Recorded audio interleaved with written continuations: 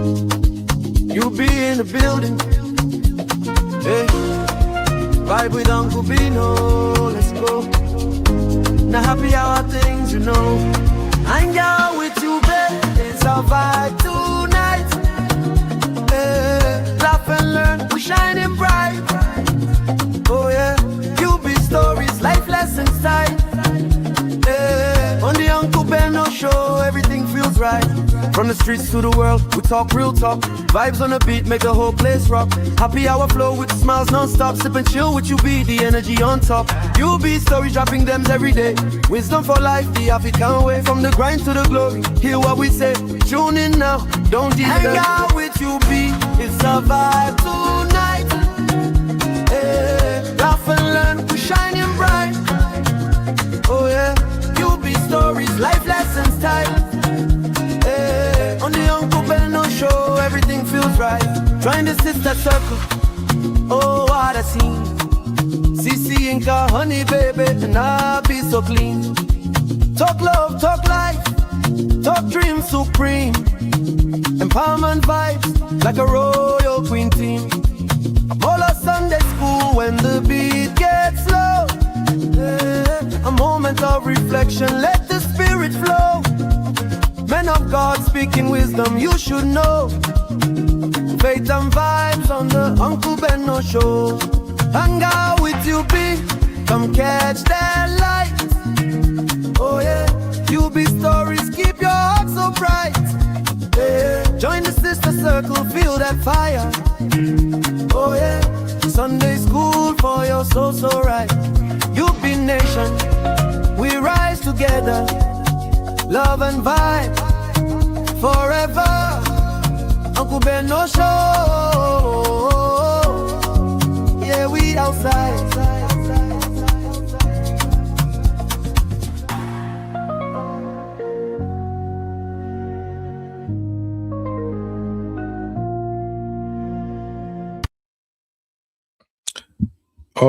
All right. Welcome back, everybody. So I made a video 1 year ago, and the video was shared. It was published on my second YouTube channel, Trends Reality. The title was simple: American Black Queens Leave Nigerian Men the F alone.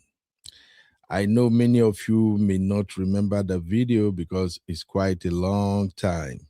I know. And at the time, I think my channel over there got maybe about 1,200 subscribers. And we were just starting UB channel at the time. UB channel actually got like maybe about 150 subscribers. But today, this show has gone ahead and had a lot of views.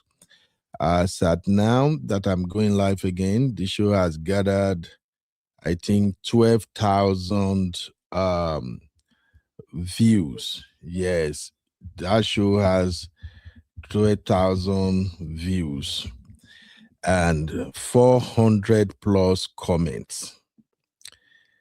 So I revisited the channel yesterday when I was working on a couple of things, and that show was one of the it's actually a video. That video was one of the videos with the highest view on the channel.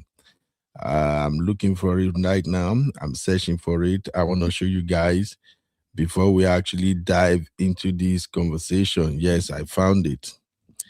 So the comments are very interesting, and I ain't gonna lie to you. I like what I saw with the comments.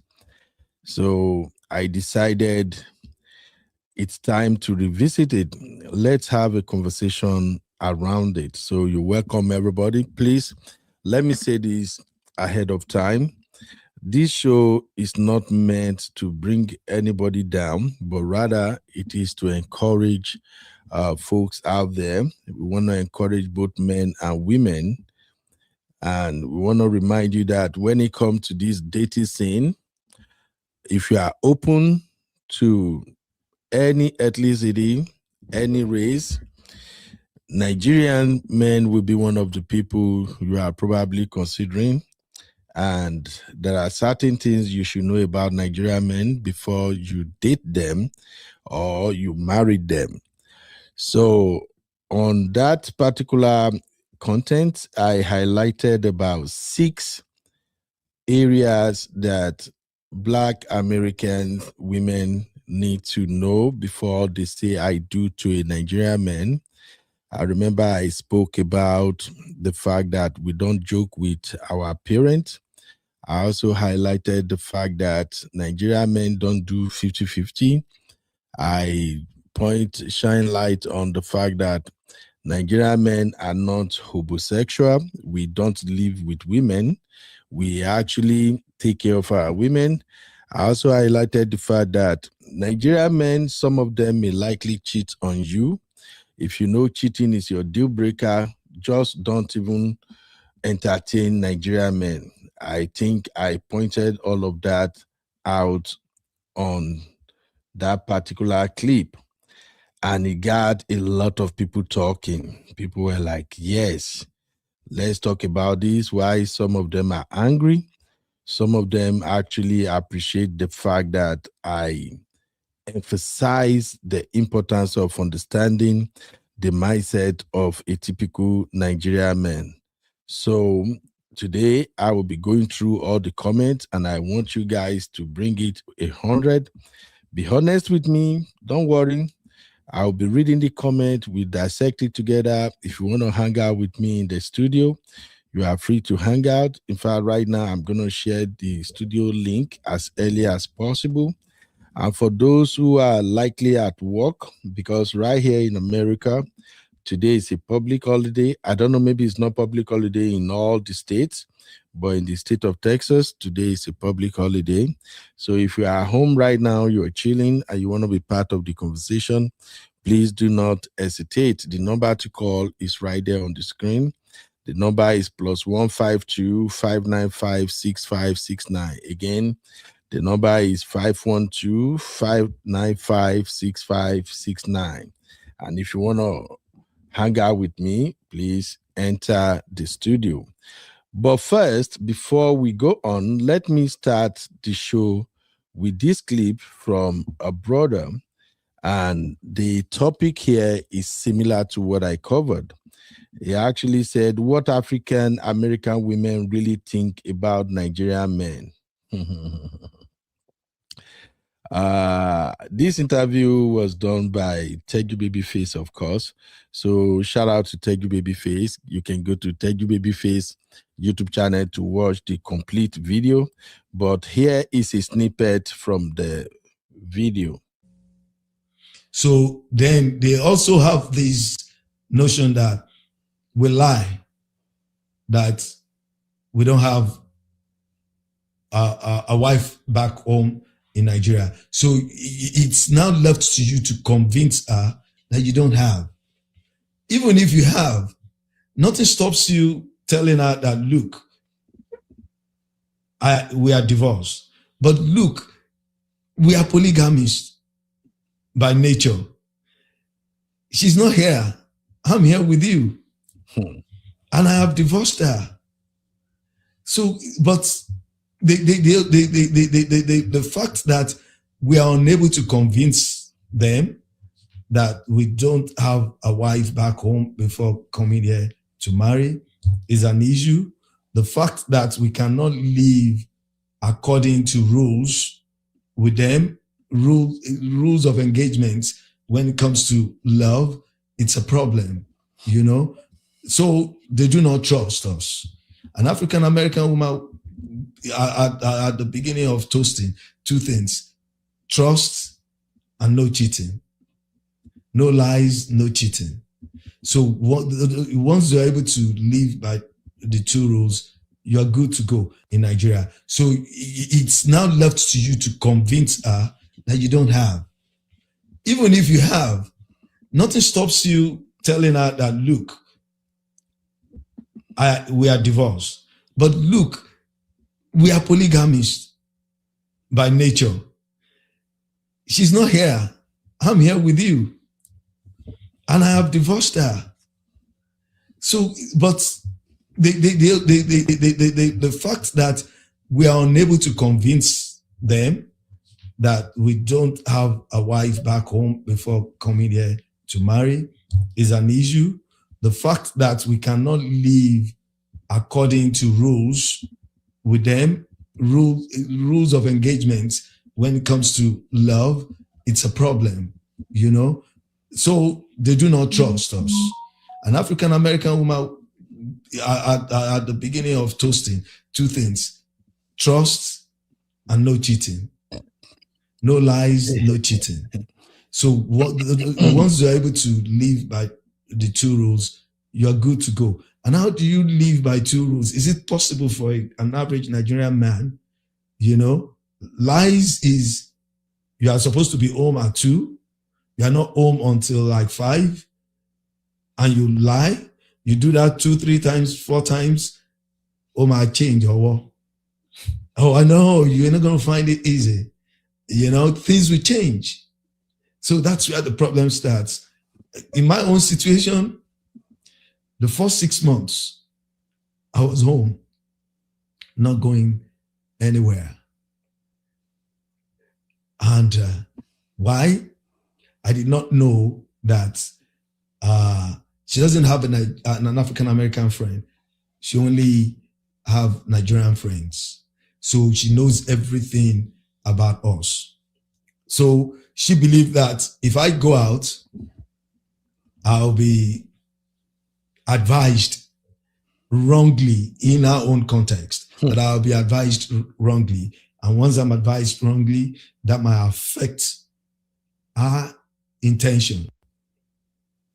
So then they also have this notion that we lie, that we don't have a wife back home in Nigeria. So it's now left to you to convince her that you don't have.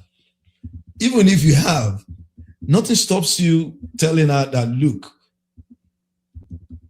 we are divorced. But look, we are polygamists by nature.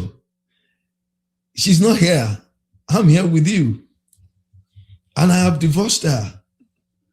So, all right, I see people asking me in the chat already, who is this Uncle Ben? I see my lovely sister Benedicta and already answered the question. That is Boy Alinko. All right. Boy Action, I hope you remember Boy Alinko. Boy Alinko from the popular series in Nigeria, Papa Ajasko. He's the one talking right now. And he was just sharing his experience. He's sharing his experience from coming over to America and married to a Black American woman. And you heard him right there say that in his case, he was home for 6 months. He was not doing anything. And within that time, his wife actually know much about the Nigerian community, and his wife believed that if he go out there, they're gonna teach him, they're gonna tell him to not stay with Black American women. So therefore, in order to guarantee, in order to assure the wife that he's not here to play games, he told her everything. He did not lie to her. He told her he was once married in Nigeria and right now he's divorced. So these are some of the complex nature of marrying a Nigerian man. So I know a lot of African American sisters, they struggle with getting married to Nigerian men. And when I did the video that I published 1 year ago, I was actually coming from a place of tiredness. I was so sick and tired of seeing beautiful Black American ladies marry Nigerian men, and they struggle with culture. They struggle with understanding our culture, as much as the Nigerian men were also struggling to understand the African American culture, the one they call pop culture. But that particular video, I was motivated to create that content because I stumbled upon a channel by one lady. I think they call her Paris Morgan or something. She was doing a live show. It was like 2 hours live show, and she was berating Nigerian men. Jesus Christ. She puts Nigerian men down. She say all sort of things about Nigerian men. And I noticed that she was coming from a place of ignorance, that she really don't know us that better. Even while the live show was ongoing, I saw some of the viewers actually said she herself is married to a Ghanaian and she was enjoying the marriage. So when she now generalized that women should stay away from Nigerian men, African men, don't stay with them, you don't, they do this, they do that. I was like, no. By my own nature, I don't comment when I see some negative shows like that. So I said to myself, the only way I can make this make sense is for me to go out there, create my own content, and publish it. Hopefully, just hopefully, the African American sisters, as well as my African brothers, they can get to watch the video and learn from it. So here is the video. Let me show you guys. This is the video. If you are a good follower of Auntie B, you might have watched an episode on Auntie B show where Auntie B actually reacted to this particular video. So it's the same video from 1 year ago. And as you can see, the title was American Black Queens Leave Nigerian Men the F Alone. So it has gathered so far. Let me show you. So far, so good. The video has 12,000 views from 1 year ago and 412 comments. 412 comments. So I'm going to be reviewing and reacting to some of the comments. But first, let me play the video so we can all be on the same page.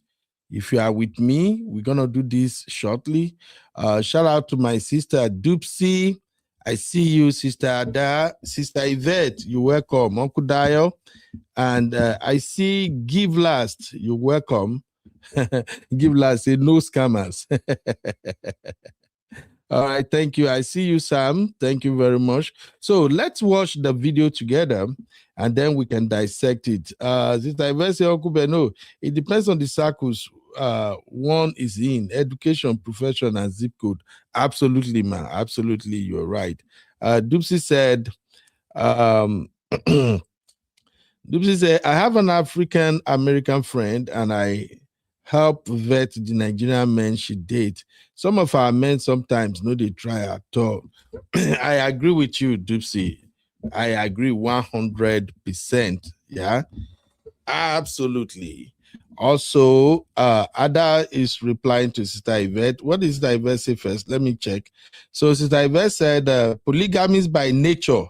She needs to widen her circle of friends. So many Caribbean American women and vice versa are married to Nigerian men. They have studied the culture. Yes. So then Ada replied, the Caribbean culture is derived from most West African countries. So it's easier for them to cope. Okay. Okay. We're going to enjoy this. I promise you, you're going to enjoy today's show. Yeah. So let me quickly remind everybody by playing the video again so we can all be on the same page. Welcome to the African Podcast, your go-to destination for infotainment, trending updates, and thought-provoking social commentary. Be sure to subscribe to our channel, hit that thumbs up button, and get ready to join the conversation. I'm going to speed it up. Yo, everybody. Cover it Welcome quickly to in 15 minutes. Afro-Netism, the African podcast, and I'm your host, Ben Rue. Today, I want to talk about something I usually don't talk about, and because there are so many topics like this on the internet that I often avoid because I respect my Black American sisters a lot. I respect my African sisters and brothers, and I try as much as possible so I can't offend anybody. So there are some topics that even in my commentary, I tried as much as possible to avoid. Because sometimes if we don't check Let me know if some of it's too these content fast. creators and YouTubers, If they're you going to think go it's ahead too and fast, keep on please let me giving know us so I can fake slow it down a Mm. little little bit. bit. Demeaning commentaries, especially about we Africans. So I've decided to create another segment on African podcast, and this segment I called Benu Rants. So every now and then you're gonna see me do 1 or 2 segments on Benu Rants where I just give my opinion on certain issues. And as always, you are welcome to leave your opinion in the comment. Okay. This is African Podcast, it's our space. And like I've told you guys on several occasions, we don't criticize, we don't judge, because everybody has the right to their own opinion. Now, having said that, let me go to today's topic. What if you can create your own website by saying, this is what I want? Oh, With boy. Wix, you can. Welcome to the African Podcast, your go-to destination for F alone. Now, in case you're wondering, why would Ben choose this topic? Why would Ben choose to say something about American Black women? Well, I've got my reason. And the reason I'm doing this is because I stumbled upon a video on YouTube from a YouTube content creator. I don't even want to mention her name because all she said about Nigerian men was BS. It's annoying. In fact, if we Africans, we Nigerians, if we said 10% of what she said about Nigerian men, if we said such about Black American men, the internet will explode. But in case y'all don't know, we Nigerian Americans, we try as much as possible to stay away from Black Americans' business. Now, don't get me wrong. We love our sisters and brothers because, in fact, once you start living in America and you start working alongside Black Americans, you're going to see how amazing and how beautiful they are. Me, for one, I've always seen my American Black sisters and brothers as my African brothers and sisters. So I never participated in discussion that has to do with either stereotyping or judging whatever they're doing. But this particular YouTuber, she goes by the name, I think, Paris Morgan or something. She did 1 hour plus live show dragging Nigerian men. And that is why I'm doing this show right now, to set the record straight. Okay. So I'm gonna say this again. American Black queens, leave Nigerian men the F alone. Why do I say that? Why did I even use this title? Here's the thing. So it happens that on a show, she played a video of a Black American beautiful lady who says Nigerian men, they are good. And she said once she started dating a Nigerian guy and realized how the Nigerian guy treated her like a queen, provided for her, cared for her, did everything, that she literally decided she ain't gonna date any other race than Nigerian. And that pissed this YouTuber off. You can literally hear it in her voice. She was livid and she started ripping Nigerian men apart. And guess who she used as an example? Davido. He used the video as an example of why you shouldn't date Nigerian men. Trust me, this lady that's talking, if she have the opportunity to be 4 feet away from Davido, she's gonna be crawling, dating for what she can gain from him. We all heard the story of Portia and Gubadia. We saw what's going on there. So please, all you YouTubers and content creators that continue to come after we African guys, especially Nigerians, I want you to listen and listen to me clearly. I'm going to identify 7 things about Nigerian men you need to know. If you can't cope with any of these 7, don't date us. Don't have a relationship with us. Just keep it going. Okay? As at the last time I checked, American has 8 million single men. 8 million single men. So you want to tell me, of all these 8 million men scattered all over America, you choose to have problem with Nigerian? Our population is irrelevant compared to the population of single American men. So please spare us, okay? Now, let me play the video that really got her talking. Watch this.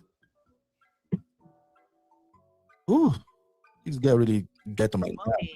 And women start to be like, you know what? Okay, like this whole scammer narrative might not be true. And then it started to translate over to TikTok. Like, I know this is supposed to be a joke, but this is an example of like how, like this woman is saying, when you offer to pay while on a date with an African man. And so that is something else where catch and win, that these men, like they are providers. And obviously there are some women who want men that are providers. Some American women have been like heavily gassing African men online. And I just want you to see this woman's video. One thing I have realized as an American woman since I stopped dating American men and I started dating African men, more so Nigerian men, is we as women were and are settling for the bare minimum with American men. Example, Nigerian men, African men, whatever, they will bow down to your feet, literally. They will not watch you struggle. They know how to take care of home. They know how to respect their marriage, in a sense. But and I love American men. Don't get me wrong. I'm American myself, but I feel like our men weren't raised to. A lot of us grew up in broken homes, so Thank you. it's normal in America for our men not to know, how to treat their women or how to love properly or just how to be masculine in a sense. Like, so this is your sign to stop dating men and settling for men because that is your type. Try something different. I started dating African men a few years ago. I will never look back. You see, I hope you all got that right. So that is it. That is when she started ranting. I mean, that YouTuber lady, I don't want to mention her name because I don't even want you guys to go follow her or anything. That's when she started ripping Nigerian men apart. She goes, oh no, why would she say that? Nigerian men are this, Nigerian men are that, Nigerian. Like, what the F? I'll tell you this. Nigerian men are probably one of the best things that could ever happen to some of you ladies. Respect to my Black American sisters who have been married to Nigerian men for the longest. Because this beautiful queen who married Nigerian men, they don't come out on social media and start telling you guys how the Nigerian man has been more of a man to her, how the Nigerian men have been treating her, taking care of her children, taking care of everything about her. Your guys don't know. You only listen to these TikTokers and some of these ladies like the one I'm playing the video from her YouTube channel right now, and you just hang on to that. And by the time you see a good man, you just let them slide by. Brian is the best content marketing team lead I've ever worked with. But before he created his content calendar using Monday.com. Because one YouTuber decided to run her mouth without even looking at the bright side. So without further ado, let me start highlighting what makes Nigerian men unique. That video is long. Like I told you, she did over an hour video pulling down Nigerian men. But I don't have time for that because it's annoying. Watching it, like, literally want to make me go to her page and leave some terrible comment. But I don't do that. I don't do that. I believe she's entitled to her opinion. And that is why I decided to do this video, because I'm also entitled to my opinion. So let's get to this. What are those things that set Nigerian men apart, and what are the things you should know before you even start dating, not to talk about starting relationship with a Nigerian man? If you can't cope with any of these, please just let Nigerian men keep going, and you two keep moving. Okay, keep it going. Number one, Nigerian men love their mom. Yes, I said it. We Nigerian men, we love our mom. In that video, she went ahead and ripped Nigerian mom apart.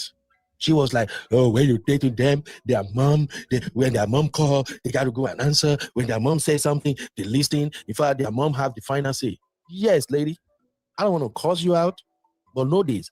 We were raised to love our mom. I don't want to do comparison because this might become a kind of ethnic battle. I don't want to do that, but I'm just going to hang on to my Nigerian perspective to talk about this. We Nigerian men, we love our mom, and it doesn't matter how beautiful you are. It doesn't matter who the F you think you are. Just because we are in a relationship with you or because we are married to you, now you want us to neglect our mom. We don't do that. You hear me? We don't do that. Nigerian men love their mom. I love my mom, and I'm married, and my wife knows that I love my mom. We don't do that. We take care of our mom. We don't neglect our mom. We don't let our mom keep on walking, even when she's 65, when she's 70. We don't let our mom walk. We take care of her. So if you're going to settle in, if you're going to marry a Nigerian man, know at the back of your mind that the mom is around the corner. It doesn't matter if the mom stay back in Africa and he's here in the United States. The mom is still number one on. In fact, while you are the queen of the home, the mom has a special place in his heart. We don't do that. We don't play like that. I've seen a lot of Black American ladies and Black American men, once they get married, their mother is no longer relevant. Their mom gonna be struggling. Some of them don't even check on their parent for 3, 4, 5 months. Some goes a year. They don't even remember their mom. We don't do that. I'm sorry. I know this is gonna be harsh, but we just have to say it. And credit to those Black brothers who lift their mothers up. I've seen a lot of them, no matter what they're doing, they call their mom in the morning, they call her at night, they always check, Mom, how you doing? Mom, do you need something? Mom, should I come get you? I respect that. We have that among the Black brothers right here in the United States. But majority of some of these boys, or men as you call them, when they get involved with some of you Black sisters, they don't remember their mom, they don't care for their mom. They don't protect or provide for their mom. So, you, the content creator, you know yourself. Be one and learn from this. Don't just come after Nigerian men. Oh, the mom, he'll be talking to his mom for 30 minutes. He's talking to his mom for... I can talk to my mom a whole day. Without her, there is no me. You get that? And that goes for all Nigerian brothers. That's the way we are. We love our mom dearly. So please and please, any Black beautiful queen that get to see this video, if you see a Nigerian brother asking you out, say he loves you, he wants you guys to start dating, know this and know peace. He loves his mom and he's not going to leave his mom because he's in a relationship with you. I hope that makes sense. Number 2, Nigerian men are providers. Yes, we are providers and we took pride in that. And because we are providers, we work and we work harder. Grammarly helps me get the best grades possible while depleting the least amount of hours of my week. I'm Lauren Taylor. I'm a student and future CMO, and I am a Grammarly user. So when I first got Grammarly, my mom got it for me my junior year of high school to help me with my college application essays. But now it's kind of cool because it's evolved as a platform. Grammarly's AI. If you see 10 Nigerian men right here, no matter where you live in the United States, you come across 10 Nigerian men, chances are the whole 10 of them are working. We don't rely on government program, government benefit or anything to pay our bills or to take care of our family. We don't do that. We work hard.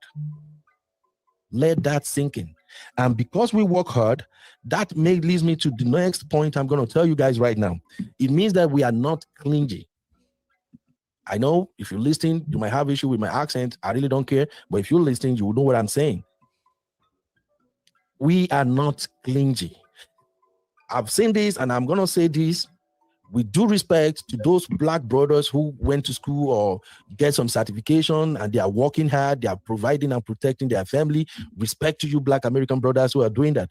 But we've seen majority of some of these Black American brothers who are very, very clingy with their women. They are always around their women. Always.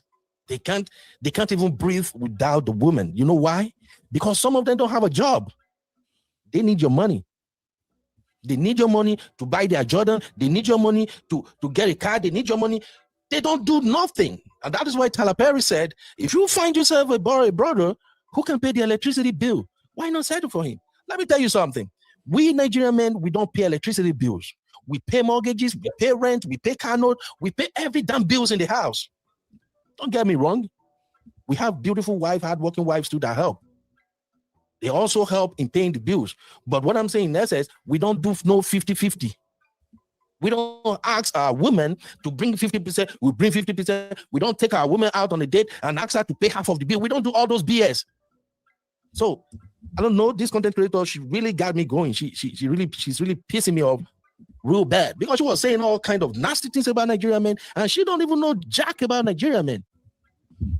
I know some of you might end up probably dating some men who are looking for papers, who have family back in Africa, or they are married, or they tell you a whole bunch of lies. Maybe they are another form of legion. I know, get that. But sit back and observe. How many Nigerian men do you know that is hardworking, married or single, and he want to cling to you? He want to live with you. We don't do that BS. You just keep going before I piss some people off and they start coming after me. Well, number 4, we are not hobo. Look at the screen. You're gonna see the full. I don't want to pronounce it fully because of YouTube strike or something like that. But we are not this. Look at my screen right now. We are not this. And in case you don't know the meaning of this, Google it. It means a man that have sex with a woman to avoid being homeless. Look around you, wherever you live, Atlanta, anywhere, around the black communities. Men are the one moving in with their women. We don't do that. I know this may sound harsh, but it's just the tone in which that lady talked. That's why I'm doing this like this. This is why it's called Beno Rant. I'm just ranting here. I may be wrong. You're free to your opinion. Leave whatever you think in the comment. This right here you see on the screen right now, Nigerian men, we don't do that. We don't play like that. We don't move into women's house. We don't live with you. The Nigerian man you're going to come across that you're dating and he's going to agree to live with you, he's either a man who needs paper. And I'm going to say it again. He either need paper and you agree to it, and then you guys have to live together. So I don't want to go that route, but you know what I'm saying. But an independent Nigerian who's working for his money would rather move you into his house. He's not going to move in with you. He will not and never move in with you. We don't play like that. And many of your ladies, especially black American queens, you are the one who wants your man to come live with you. When you meet a man right now, instead of being responsible, setting the man up, or rather set him straight so he can get his place, so you are supposed to move in with your kids, or even if you're single. No, you want him to move in with you. Why? Because you want to be in control. That's what you guys do. Once a man moving with you, you feel you are in control. Now he's living in your house, eating your food. He's always there 24/7, because some of them are jobless. When you need them to go down there, they have to go down there. You can now see him 24/7. And some of you are insecure because you believe if he's living in his apartment and you are in your apartment, there can be another woman going to his apartment. Some of you have trust issues. Let's call it what it is. I know this is going to anger a lot of people, but I'm going to say it anyway. Nigerian men, we don't roll like that. We own our shit. We own our own house. We pay our own bills. We are in charge. And that takes me to the next point. Because we are not hobo, we are husband material. Yes, I said it. I said what I said, y'all. We are husband material. We were raised to be husband material. Right from when we were teenagers, all the way till we've grown into adulthood, our parents raised us to be husband material. And what makes husband material? It means we have to provide and protect. It means we have to hold on to our job. It means we have to respect our women. It means we have to treat our women like a queen. It means we have to allow our women to have a say. It means we have to hold our women in high esteem. It means that no matter how our women's body changes, maybe when we met her, she was slim, and now that she started pumping out baby, she became big. We accept her like that. That's how we were raised. We are raised to be the head of the family. So we are not clingy. We are hardworking. Whatever that lady is saying, I think that's our own experience. And when I was reading the comments, somebody told me she's married to an African or a Nigerian or something like that, or maybe a Ghanaian. And I was shocked, like, why would you be married to what you are criticizing? And there's a whole bunch of women in the chat saying, oh, Nigerian men, they are terrible. Nigerian men, they are this. This is where social media sometimes, I don't get it. He is married to a Nigerian or a Ghanaian man, have a kid for him. The man is taking care of her, treating her like a queen. And here she is on the internet space telling you guys to stay away from the same kind of men she married to and enjoying the benefit. Did you? Man, oh, my black sisters, they are funny, man. I don't get it. These ladies are so funny. Anyway, I just want to round this up. I don't want to go beyond 30 minutes. So let me just round it up. So, like I said, we are husband material. Now, number 6 will shock you. Yeah, Number 6 will shock you. Oh, Lord help me, Lord help me, Lord help me. I don't want to say this, but I have to say it. Number six element you should watch out for before you start dating or married Nigerian men. The number 6 element is we like women. Yes, we like women. We like beautiful women. I said what I said. This is our marketing team, and we run everything on Monday.com. And this is Michelle, our content manager, discovering that not all, but Nigerian men like beautiful women, even while they are married. I know this is where my African brothers and my Nigerian brothers and sisters will come for me, but I have to say it. A lot of Nigerian men like beautiful women. I like women too. And the fact that we are married doesn't mean that we don't like women. We still like women. We appreciate them. We compliment them when we see one. Well, here's the problem. A lot of Nigerian men will cheat on their wife. Look at my eyes. A lot of Nigerian men will cheat on their wives because they like women, but not everyone. We still have a whole lot of decent Nigerian men out there who are married and they stay committed to their marriage. They stay committed to their wife. They would never cheat on their wife. Does that mean that sometimes when they see beautiful women, they don't compliment them? No, yes, they compliment them. I do the same. I compliment my co-workers. I compliment my classmates. I compliment my neighbors. When you look good, I tell you, you look good. You have a man that will never cheat on you. 100%, you can.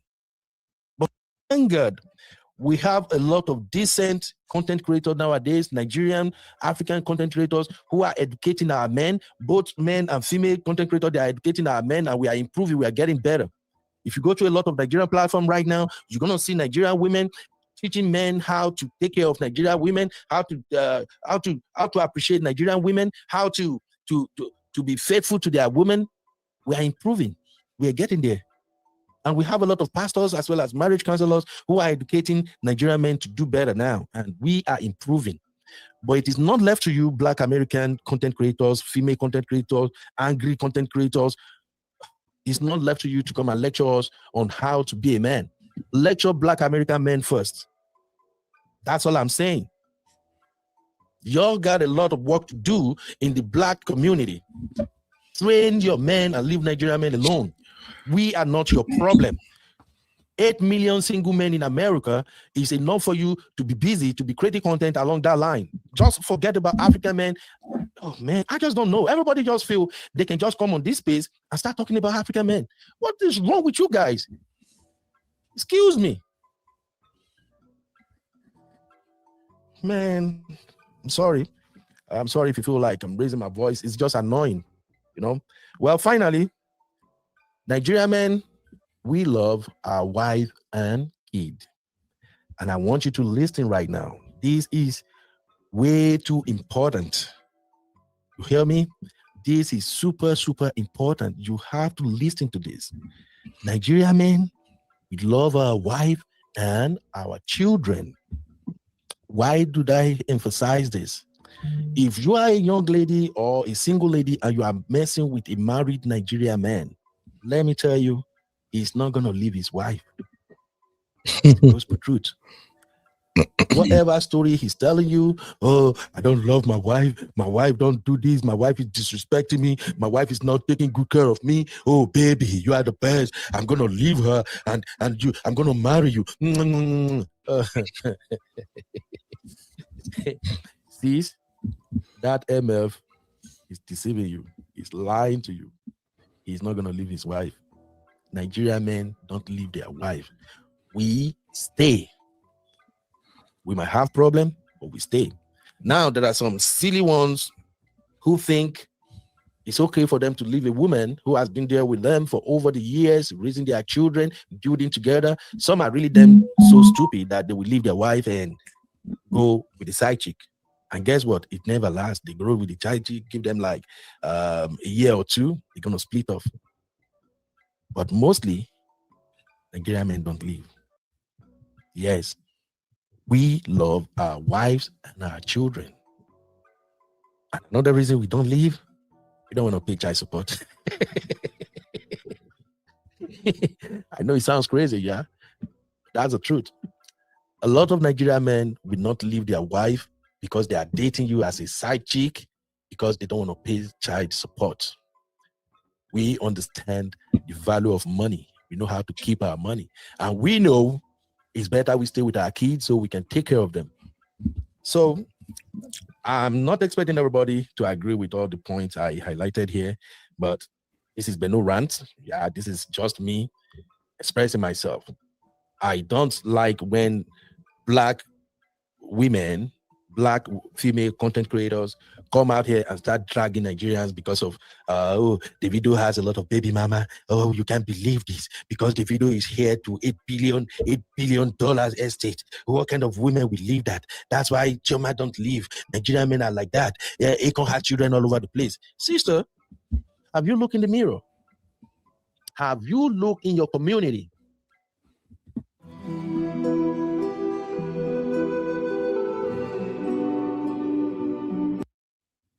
It's okay. Davido have a lot of children. Akon has so many children, but he got money to take care of them. Right? Nikeno has a lot of children, but Nikeno is taking care of all the kids. How about your black brothers in the community who don't have a dime, but have 6, 7, 8 babies with different women? Can't you talk about that? Leave us alone. All right. All right. Welcome, my people.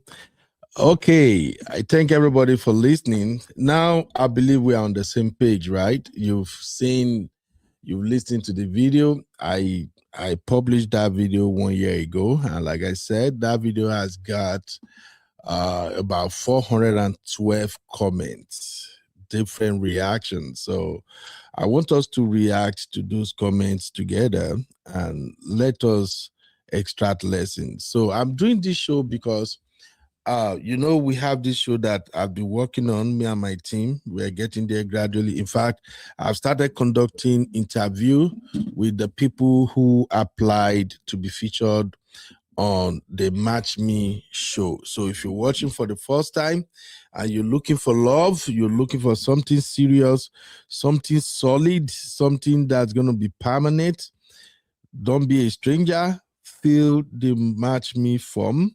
It's a very, very simple process, a very easy form. Just fill the form, answer a couple of questions. The question is just for me to get to know you better. And then I'm going to have an interview with you. If you have filled the form and you haven't heard from me or my team, don't worry. It's because we are taking it one step at a time, and we are conducting this interview on the basis of how people fill the form. So if you fill the form, expect an invitation from me. I'm going to call you personally, or I will text you based on the phone number you left. I'll let you know when to schedule a one-on-one interview with me. It's just about 20 minutes. It's going to be we can meet on Zoom or on StreamYard. It's not a live show or anything. It's just you and I just chatting. I just have to get to know you better, and I have to see you one-on-one so that when I'm talking, remember I told you it's a private show. It's not a show that you have to come live and put yourself out there.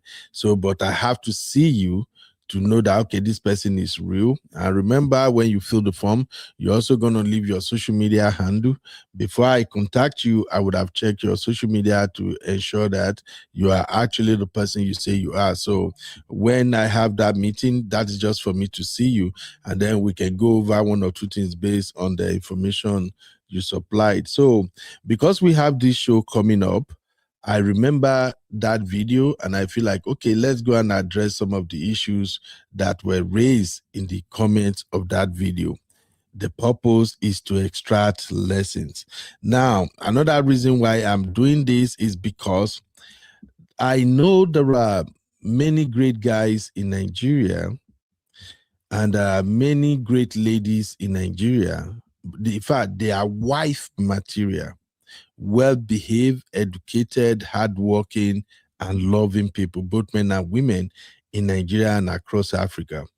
But when we set up Match Me, I actually emphasize the fact that I don't want to get involved in all this distance relationship. I don't want to be part of a relationship whereby one partner is in Africa, the other partner is in US or UK or something, because sometimes there are too many liars. But then, while we were on the trip this weekend, wifey and I, we had a conversation about the Match Me. In fact, I got to be honest with you. I connected somebody from US. I connected him to a lady in Nigeria. The lady just put to bed too.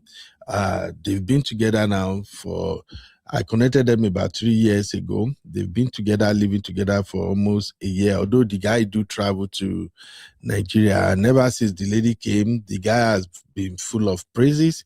He thanks me a lot himself. I think as at the time he was around 47 years old. And since he brought his wife over, he has been thanking me and say, Ben, thank you. But what happened was that I did some digging in Nigeria before I connected them. I have to make sure everything the lady said about herself, I verified everything. I sent somebody to her house. She never knew. She didn't see it coming. Okay, when she filled my form, she included her home address, everything, her working place, and all of that. And I sent one of my assistants to her house. She was shocked. So I actually make sure I did my findings. So I started chatting, and my wife was like, babe, if you say you're not going to involve people in Africa, how about those who are really genuine? Why won't you think about that? So I'm like, look, for Nigerian men, anybody who says they want to marry people in abroad, first of all, for me, they will have to have at least about 6 months one-on-one interaction with me, first of all.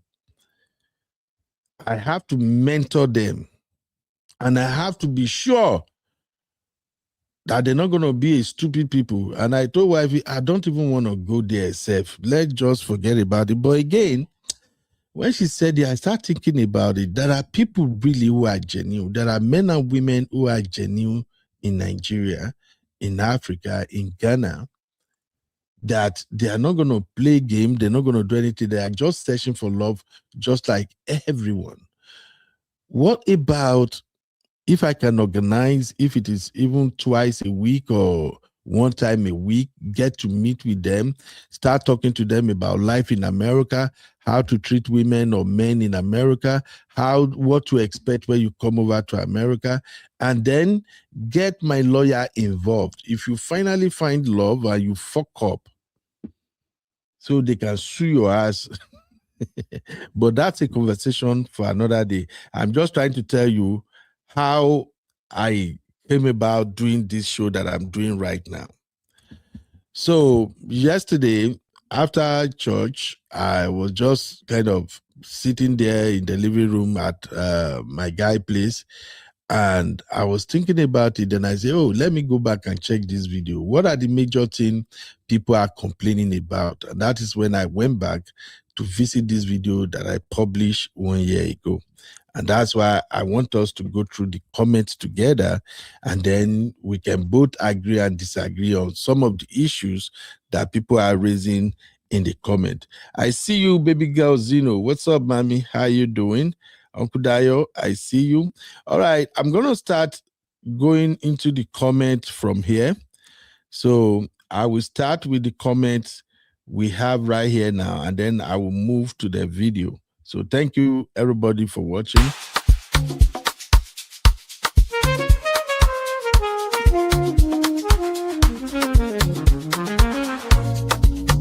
Yeah.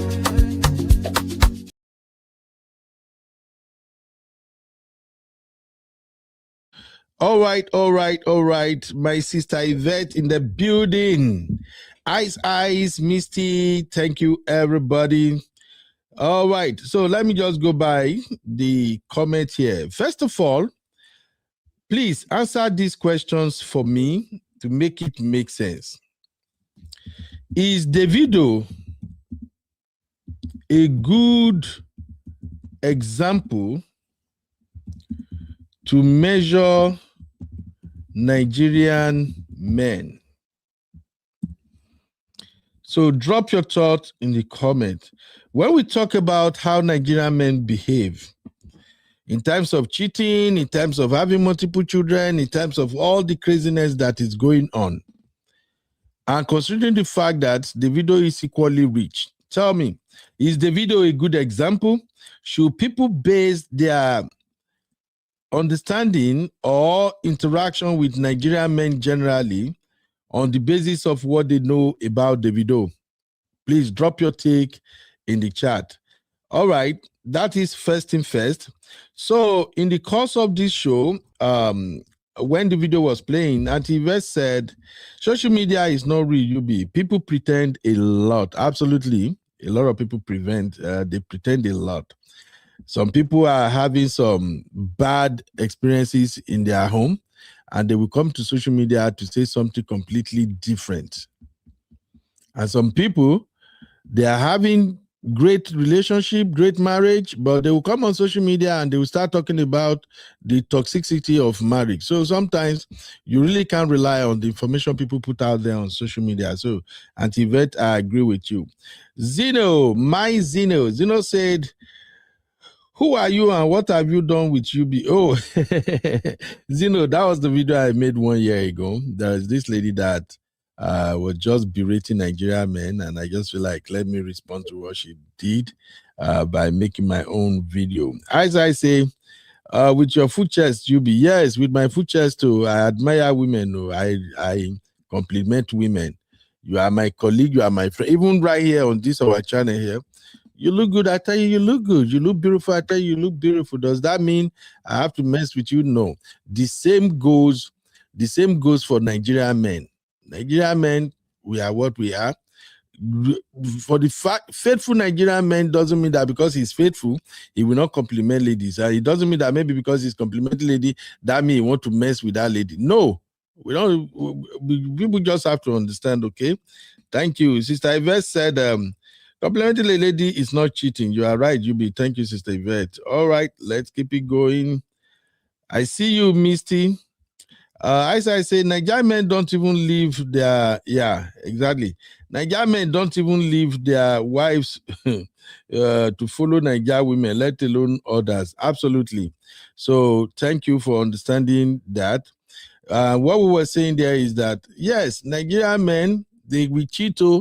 Some of them will cheat, and some of them, they will tell you any story. Remember I share with you here, manipulation through storytelling.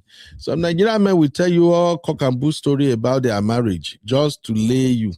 But if they are telling you, I'm my wife, I'm tired of her, she has been stressing me out, I'm going to divorce her. Most time Nigerian men, they won't divorce their wife, or they would rather be eating from your plate and still eating from their wife's plate. The same lie they are telling you, some of them are also lying to their wife at home. So know that and know peace. As I say, how many do they have compared to her brothers? Oh, I don't get that. Okay. As I say, you be quick question. You say SP cheating na follow come. Which one? Who is SP? Maybe you can restate that question again. I don't get it anyway. Thank you, Uncle Patrick. Uncle Patrick say, at UB, I look forward to hearing back from you. I'm sure you got my application. Uncle Patrick, if I see your application, I'm going to take my hand through where your applications are. Sister Yvette said, anyone interested in dating a Nigerian man or woman should do some reading, view several videos on Nigerian culture, men and women. God bless you, man. That is where some people made mistake.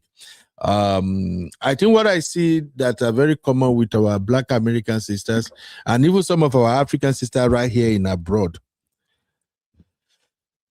Generally, when someone says he's interested in you, when a man is coming for you, you have to do your due diligence. Investigate him. Find out more about him while you are trying to do some background check on him. At the same time, ask him, where are you from? But say, I'm from Africa. Ask, what part of Africa? What country?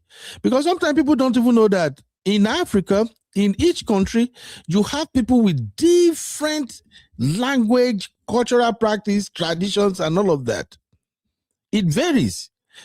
I'll give you an example. If you are dating a Nigerian man who is a Yoruba, how he interact with you, how he treats you, to some extent, will be quite different from how an Igbo man will treat you. How an Igbo man will treat you is different from how a Delta, an Edo, an Hausa, a Fulani. It's different.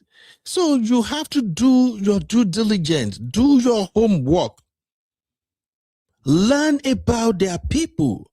That will help you understand his mindset. Okay? So please, it's important. You have to do your homework, please. All right.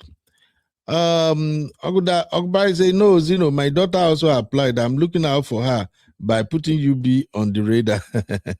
All right. Oh, thank you, sir. Okay. Misty say, Uncle Patrick, we trash your application. Thank you, Gary Misty. If I see Uncle Patrick application, I'm going to throw him inside water safe. Mr. Ada said no. All right, no. Are you guys responding to the davido thing? Yeah, if you're just joining, I asked just a simple question. Is davido a good example to measure Nigerian men's behavior? Can you count on how davido behave and just generalize that? That is how all Nigerian men will be? No, we are not all like that, all right? Hey, honey babe, how you doing, sis? You're welcome. Honey babe said, no way. Yeah, thank you. Kevian said, no, thank you. Misty said, Ayubi Davido is a celebrity and international star. His behavior reflects exactly that. Very promiscuous in behavior. That can't be a representation of a whole country. God bless you, Misty. God bless you. And Yvette also said, Davido is a huge celebrity on another level. He cannot be considered in that question. Absolutely. Thank you, sis. All right. Abby, what's up, mommy? How you doing?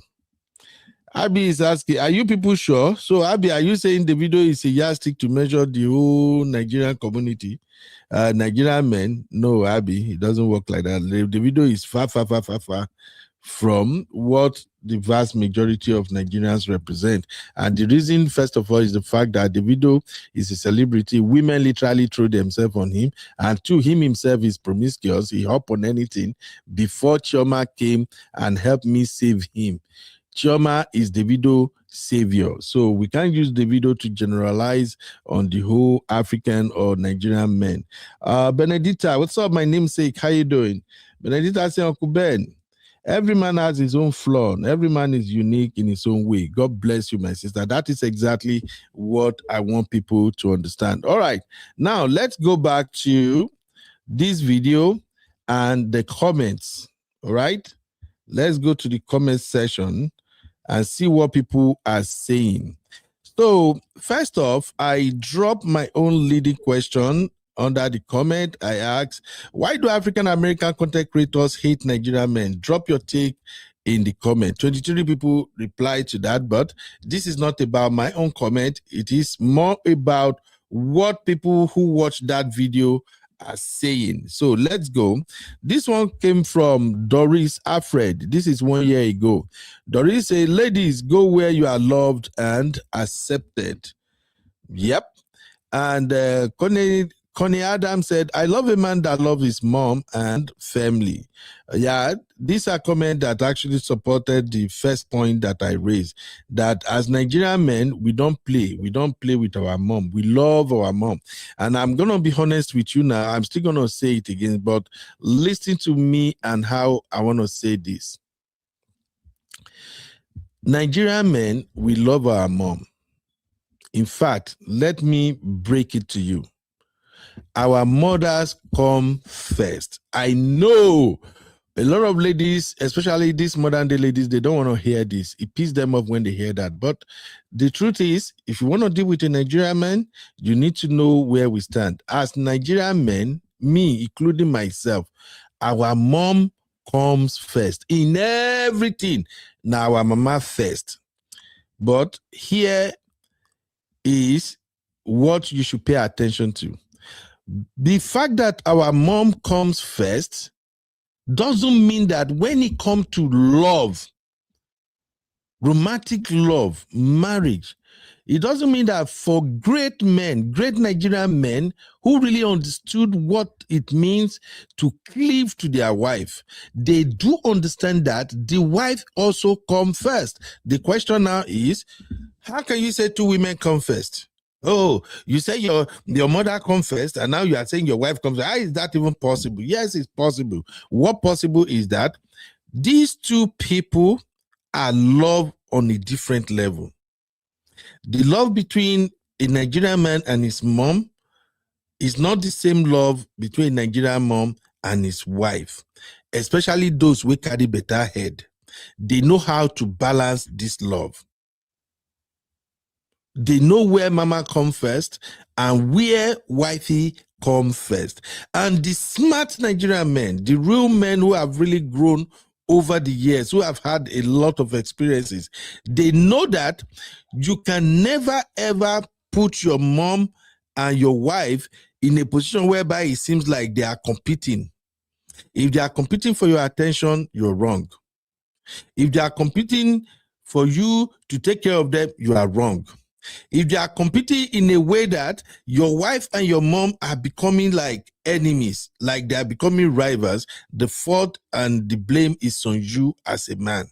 So real Nigerian men understands this, and real women who are very, very matured, they also understand that most Nigerian men, they don't joke with their mom. So in other words, if you are starting a relationship with a Nigerian man, if you want to marry a Nigerian man, it's apt, it's important that you define the relationship. You establish boundary when it comes to you yourself and your Nigerian man's mom. In other words, your mother-in-law. So if you're an American woman or you've lived in America over a period of time and you want to get married to a Nigerian man, don't you dare ever think that the mom is like a stumbling block on your way. No, you can't be talking about, why are you talking to your mom all the time? Because if you are married to a Nigerian man, even if the man is right here with you in the United States, you're gonna find that man talking to his mom.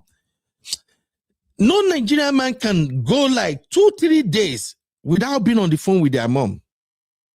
Maybe except for those that really don't love their mom. But the vast majority of us, we can't go 2-3 days without talking to our mom. So there you have it. There are chances that most times you will see your husband is on the phone with his mom. Now, men who really know what they are doing, they know when to call their mom and they know when to give you your own time. And of course, they know that they must make sure their mom loves you and their mom understands that you are his wife and you have your own place. But if you are a woman who naturally, you just hate the idea of him calling his mom, of him being on the phone with his mom, please don't go into that marriage with a Nigerian man. It won't work. So, like for those who might end up being in my mentorship program, if they are in Nigeria, these are some of the conversations I will have with them. If you get to see this and you are a Nigerian guy who is interested in match me, you want to say, don't do like this now. My wife could be, listen, before I can even listen to you at all, you will have to go 6 months with me. We go to talk. I'll be asking you questions. I really want to know where you stand with many of these things. I'm going to ask you, do you still have a mom? If you are in America, how soon will you be calling your mom? If you are going to call your mom, how will you present your mom to your wife? All these things we will cover it. So let's make that make sense. All right. The next one come from this person go by Peace, and the person said, I am the window of a Nigerian Yoruba husband. We love each other well. I'm thankful for our union, our adult children, our young grandsons, and our extended Nigerian family, whose relationship we value. I abhor generalization of entire countries, early cities, etc. Peace. Thank you very much. And that statement came in 5 months ago. Another statement from Top Leaf said, 50-50 is insane to a Nigerian man, and we do not negotiate respect. Absolutely. Now, this got 9 replies. So, do everybody understand what that last comment said about 50-50? Now, trust me, if you want to marry a Nigerian man and you want to test him, just brought the idea of, don't say 50-50. If you say 50-50, it will trigger him. He will quickly know what you are trying to find out. These are some of the conversation I have with people when I have one-on-one with you. If you register or match me, we will cover all of this. You, from the talking stage, you have to start checking, try to figure out their behavior or their intention or their mindset, where they are. Is this a traditional man? Is this a blended traditional man? Is this a Western guy? What is his mindset? So you ask questions. So for instance, if you want to know if a Nigerian man embraces 50-50 or not, just start talking about things like, can we, if we go out, I like to spoil my man, like I can take you out on the weekend just to go spoil you. Maybe even if you take me out, I don't mind paying for everything, Even right here, if we live together, I got my money. I like to take care of my own bill. If we live together, I don't even want to stress my man with my bill. If that man is agreeing with you all the way, sister, you are talking to a 50-50 Nigerian man. I don't know if I'm making sense to you guys. If you tell a Nigerian man that, if you take me out on a date, let me just tell you right now, when I go on a date, I like to pay for my own meal. And the Nigerian man agrees. Sister, run. That is not an ideal Nigerian man. A Nigerian man, a typical Nigerian man will not even entertain that kind of conversation. Like, you go out, you pay waiting. Let me take you out, you take me out. So that is our mindset generally. So you heard our sister right there, and I believe her. So this one that say 50-50 is insane to a Nigerian man, a couple of people actually responded. This person said, I agree. Although I'm educated, I believe in gender roles. I'm Black, Latina. One thing don't like, I feel Nigerians group all Black people as the same. We're the same in one way, but our culture are different. I'm not a baby mama. All the women in my family have kids. I'm married. Not all American women go on apps. Have one night stands. Tired of explaining this. I would rather not date them anymore. Love music, food, but it's draining. I feel we're seen as a meal ticket, green card, or to help. Okay, so I see where this person is coming from. Say, all to help them save money they can send to Africa. I don't know, when I was younger in college, I rejected a love relationship. I was racist. Maybe those men, it will have been more successful since they were younger. So what this sister is saying right here is that, first of all, she thinks Nigerian men generalize. Like Nigerian men look at all Black American women as the same. And then she said, as far as she is concerned, she's not in to help a man save, meaning that some of them just want to use women in order to save money so they can send that money to Africa. Now, let's be honest about this, and I'm going to be brutally honest with this. If you're going to marry a Nigerian man, trust me, he will send money to Africa. This is where I see a lot of relationship crash. And this relationship is not just limited to Black American women alone. Even with some of our Nigerian sisters, some of our African sisters, once they are married to a Nigerian man, some of them start frowning when the man is sending money home. Now, listen, a Nigerian man will always send money home. Possibly he might be the breadwinner. You are not supposed to be concerned or worry yourself about that. If, I repeat, if that man is playing his part, if he come clean, he takes care of his responsibilities, you are good. Bills are paid when they were due. There is no pressure on you.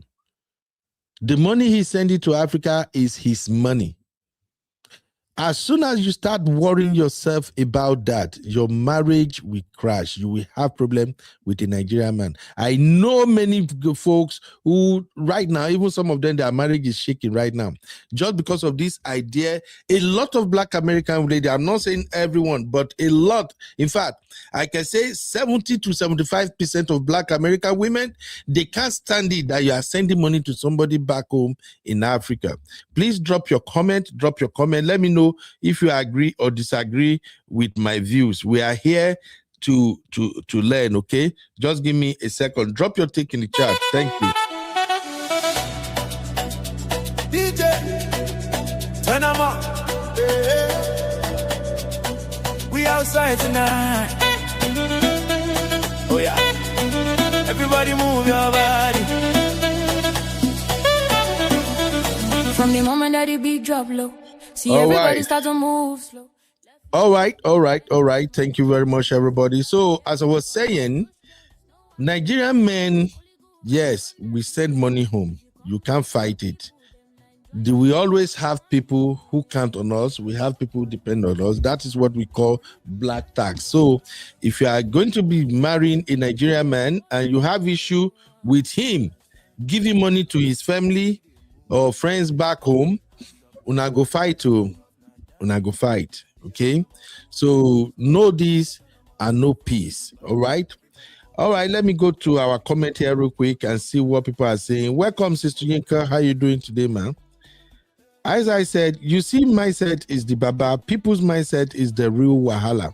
Absolutely, Isaiah. The mindset is what it is. Sister Debbie said, to all men, honor your moms and love your wives. Let me start this one. Thank you very much. Know all of this and no peace. As I say, it's abomination to spend your money on a Nigerian man. Well, some of them are becoming more serious nowadays. So I've seen some of them who are actually looking towards women to sponsor their life, to support them. So, but that is not a real Nigerian man. A real Nigerian man want to make his money, and he doesn't want you to have one or two things over his head. All right.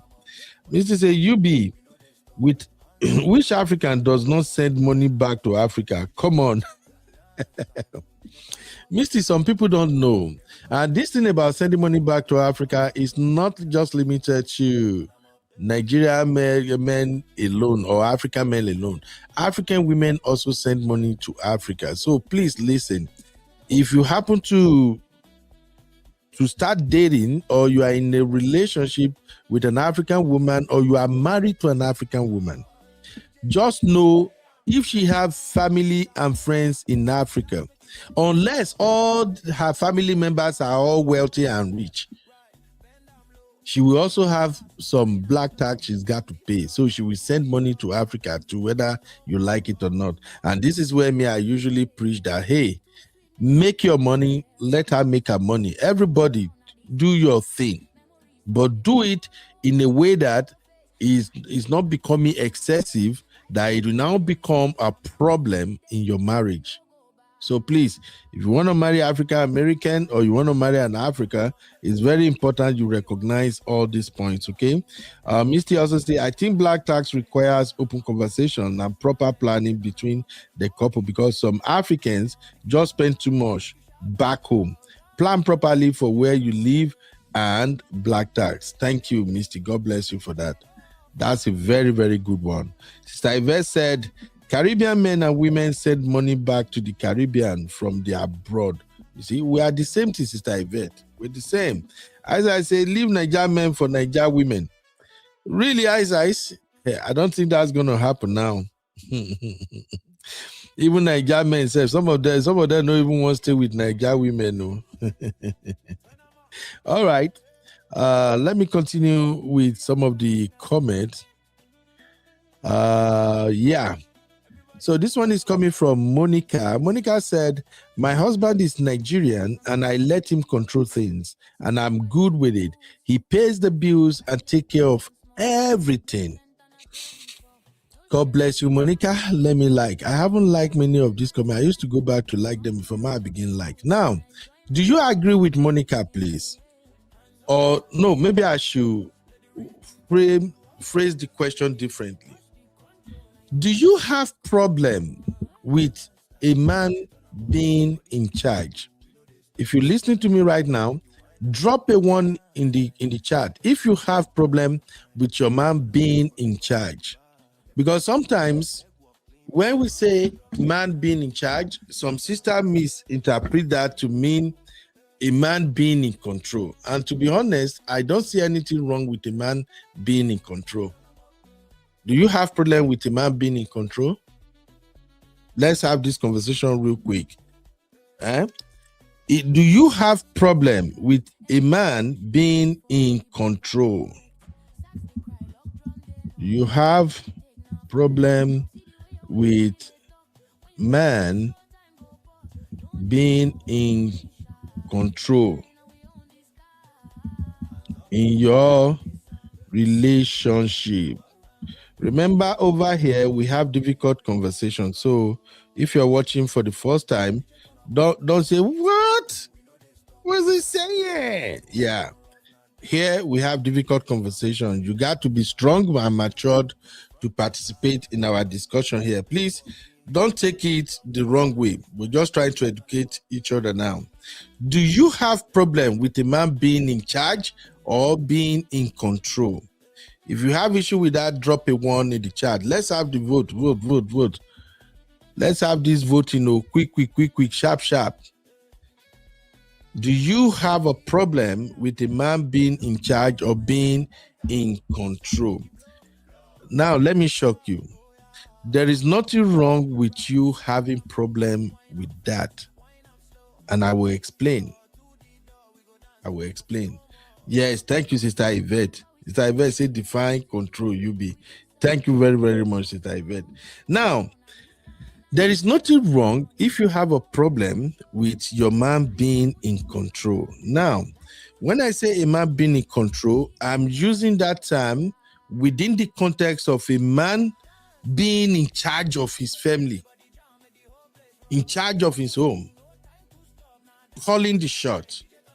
But where there can be problem is, how do the man call the shot? Is it turning this into a negative control or a positive control? It's not the same. And this issue of control, if we don't have this conversation, women will continue to get it wrong. Control is part and parcel of what makes a man a man. Yes, men are controlling in nature, but it depends if it is a positive control or a negative control. As a married man myself, I like to be in control. I love to be in charge. But is it positive or is it negative? How do we differentiate it? Now, if a man is in charge, but the man always carry you along, he want to do anything, he discuss it with you. His plan, he shares with you. You want to do anything, you share with him. You want to move, you want to do something, you consult him, you let him know.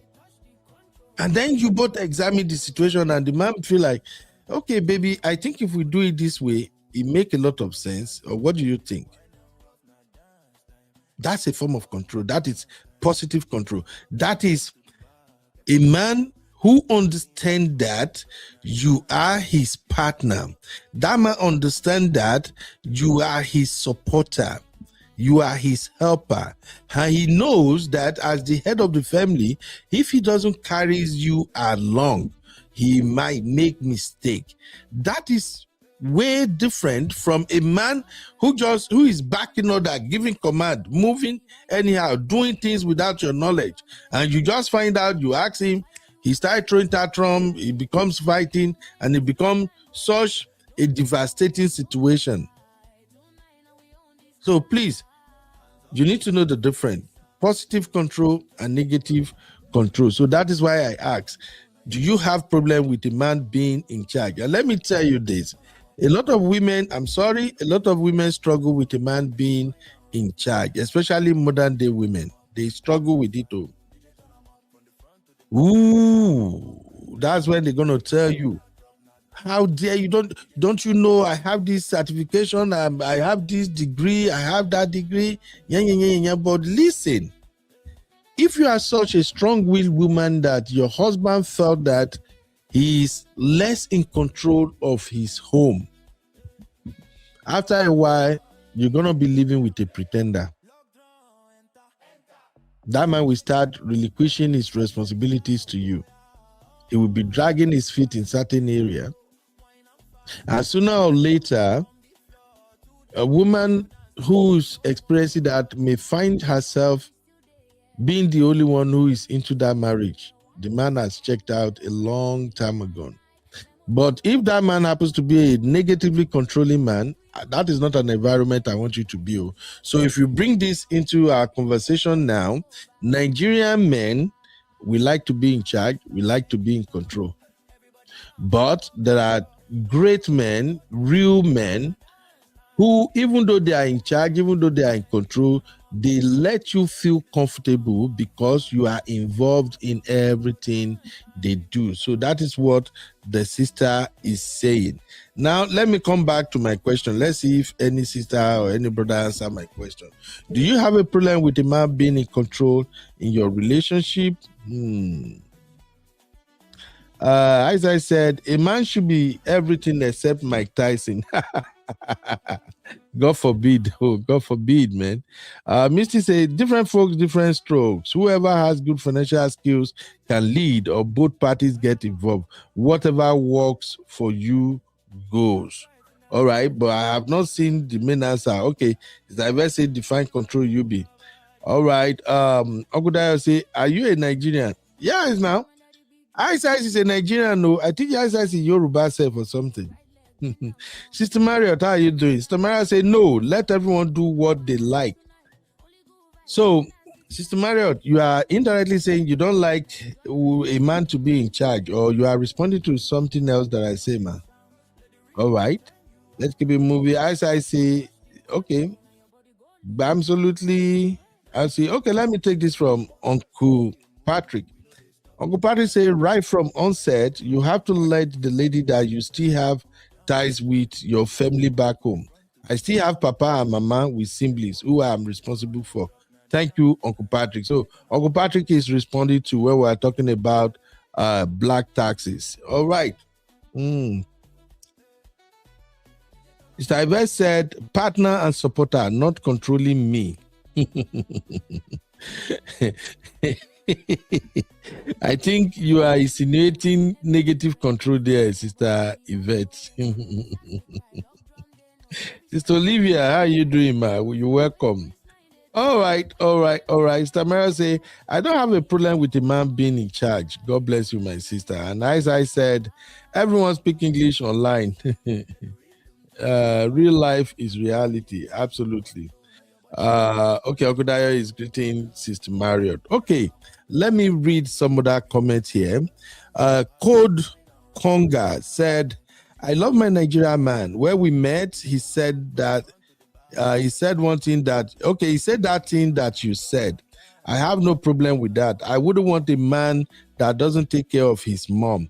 I'm an African-American beautiful woman, and I love him so much, and I thank God for him. You see, what actually surprised me was that out of the 400 plus comments I got on that video, I think about almost over 300 of them, they were positive, and the majority is coming from African-American women. Although there are one or two negative comments here and there. So somebody replied to Code Gonga, say, God bless you, she's from Nigeria. Sister Yinka is here too. This is beautiful to read. It should be just this way. Oh, thank you, Sister Yinku.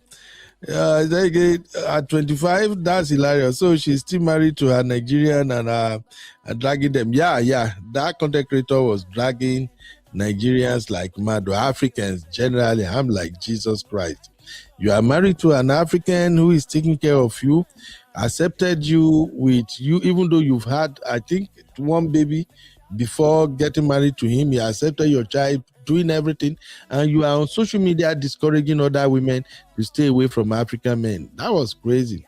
Anyway, another comment. This is coming from Farah. Farah said, I'm a Haitian woman who's currently talking to a Nigerian gentleman, and honestly, I don't even know why you entertain bullshit. The fact that this sister is talking out of ignorance, I will just let her rant, because personally, some folks are a waste. You see, a lot of people actually felt like, no, this lady was wrong. All right. Hilda Davis said, cheating is unacceptable.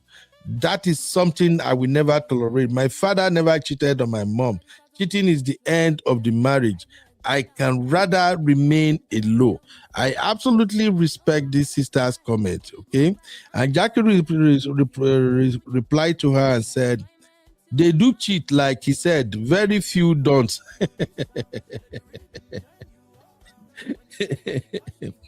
Honestly, for me, I respect any sister who cannot tolerate cheating from an African man. Cheating, no be you. Cheating breaks people's heart, seriously. So I don't have problem with any sister that said, for me, cheating is a no-no. Absolutely. Nobody should tolerate cheating, okay? Can you guys still hear me? I don't know, maybe my internet don't begin to do shaggy again, but if you can hear me, please drop one.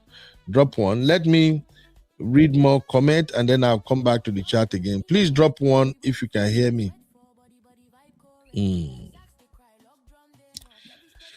All right, coming back to the chat, Uncle Patrick said, control with flexibility, carry you along. Exactly. So please take note of this. A man will always want to be in control. I'm a man, I'm in control of my home. Yeah, I'm fully in charge. Yeah. If I'm not in charge as a man, then why am I the husband? I would rather be alone. Okay? So sisters, don't take it the negative way. If you want to be married and you want a last long relationship with an African man, always know that he would like to be in control. But is it a negative way or a positive control kind of thing? That one is very, very important.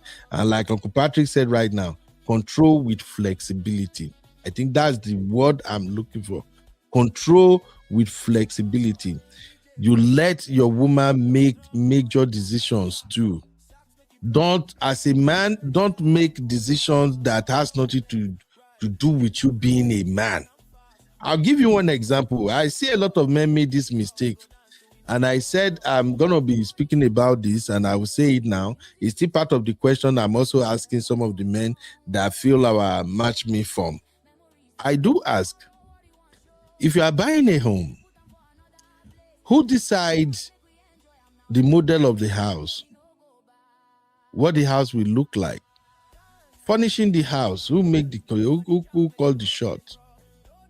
The kitchen, the dining area, the rooms, the painting, the color, the backyard, anything you want to do if you are buying a home. Who decide, who make the decision?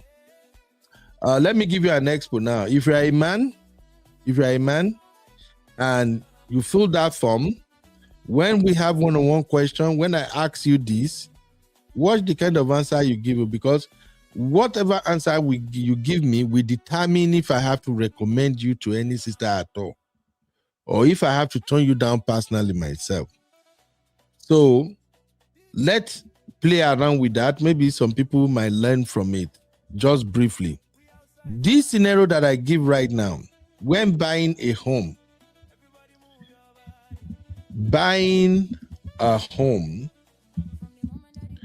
who make major decisions? All right, who makes major decisions? So both men and women, please help me. You know, we are creating this content together. Help me make it make sense. Let me put something here to remind me so that when I want to cut this video, I will know where to cut it. Please help me supply answer to this question real quick. Okay? When buying a home, as a man or woman, if you're watching right now, please answer this question. When buying a home, who makes major decisions? Decisions such as the model of the house, the area you need to buy the house, the interior of the house, the color of the house, the design, the kitchen, mostly everything about that home. Who makes the decision? Who is going to make the major decision? Please drop it in the chat. Maybe I can bring that back. I will cut it and reshare it. Maybe it can help people that will get to watch this later. Okay, do me that favor. All right, let's keep it moving. Sister Ada said, God put the man in charge, but he has to see the woman as partner. Absolutely. I usually tell fellow men that sometimes or most time, your wife is the one with the better idea. If you share your plan, your intention with your wife, if that woman carry better head, by the time she help you break it down and give her own recommendation, you will see that your plan will come out better than you planned it. That's a conversation people should move about. All right. Misty say, was that one with her father everywhere? He possibly just didn't get caught. Oh, the person that said her father never cheated. Yeah, I was going to respond to that too. Please, don't ever vouch for any man. Please. Don't ever thump your chest and say, I know my man, he can never cheat. My daddy never cheat. This person can. Please, I'm a man and I'm telling you right now. And it's not because maybe I'm cheating or something, but I just want you to know, don't trust man like that. All you have to say is, so far so good, I have no knowledge that this person is doing this. Okay? Because some men are really good at covering their own tracks. All right? I am not saying your husband will cheat on you. There are many fantabulous Nigerian and African men that will never ever cheat. Cheating does not exist in their dictionary. But I don't like it when people say, my dad never cheated on my mom. Bro, sis, forget. You are not there. Uncle Patty say, 100% correct, women struggle with man being in control. Absolutely. Women can't take it. So that is why, as a man, you have to be extremely careful too. Check yourself. Do an inventory of the decision you make, how you move. Ask yourself, how many times have I gotten my wife involved in my decision making? In the past 3 months, what are some of the decisions that I've made that I did not even bother or care to consult my wife? I have a material I will introduce as time goes on. If God give me the grace to develop it, it's still in software. I never even will go open them. There are so many things that can help men. And for any man who intend to find love in America or in London and you are in Nigeria, if you want to prepare yourself so that you can be the right candidate, so that you can treat the woman absolutely right, if you contact me, you want to be part of my chit chat group or something, maybe we can share knowledge together and you can benefit from it. These are some of the things we will go over. Do you assess yourself? Do you know when you are making calls that you do not even pay attention to your woman? Even as girlfriend, boyfriend, there are certain things that you need to let your woman be part of it. I'll give you a typical example. You are dating a woman, rather you are in a relationship with a lady, you are not married yet, but the relationship is serious. And now you want to change your job. She's not your wife yet, but both of you are just in a serious relationship. And now you want to change your job. Could you inform her about your decision to change the job? Let me throw that back to the people watching right now. Should a man or woman who is in relationship, not even marriage, just relationship, should they tell their partner if they have to change their job, if they have any reason to change their job? If you think they should tell their partner, drop one in the chat. If you think, no, this is personal, they are not married, you can just do it, please drop 2 in the chat, all right? Let's go. Just help me so that we can share this. People will learn. Should partners inform each other of job changes? Let's see if people are really understanding how relationship works. Because for me, I've said this severally. When I see people who their marriage relationship, they crash up and down. Sometimes I just look at them that sometimes a small thing like this, now you just destroy the whole marriage or relationship. If only you have known better. So please help me answer this question. Should partners inform each other of job changes? Thank you, my Misty. Misty say 11111. Auntie Vet say yes. Uncle Dayo say 1. Thank you. Benedita said yes. Thank you very much. Thank you, Misty. Uncle Dayo say for a home decision, both partners have the right, but the woman is more responsible for that. So real men will allow the woman to take a lead on this. Ooh, Uncle Dayo, one Don Pedro for you. That kind of sum up everything I want to say about that first question. Don't forget the poll that they were responding to is buying a home. Who makes major decisions? All right. Thank you, Uncle Dayo. Uncle Patrick also say wife makes major decision on buying a home. Happy wife, happy home. Thank you, sir. Sister Yvette also say 1111. Auntie Oyin, how are you doing, ma'am? Sister Oyin say, baby Sammy, thank you, Uncle Dayo. My husband just said, don't go over the budget, which I cuckoo still did.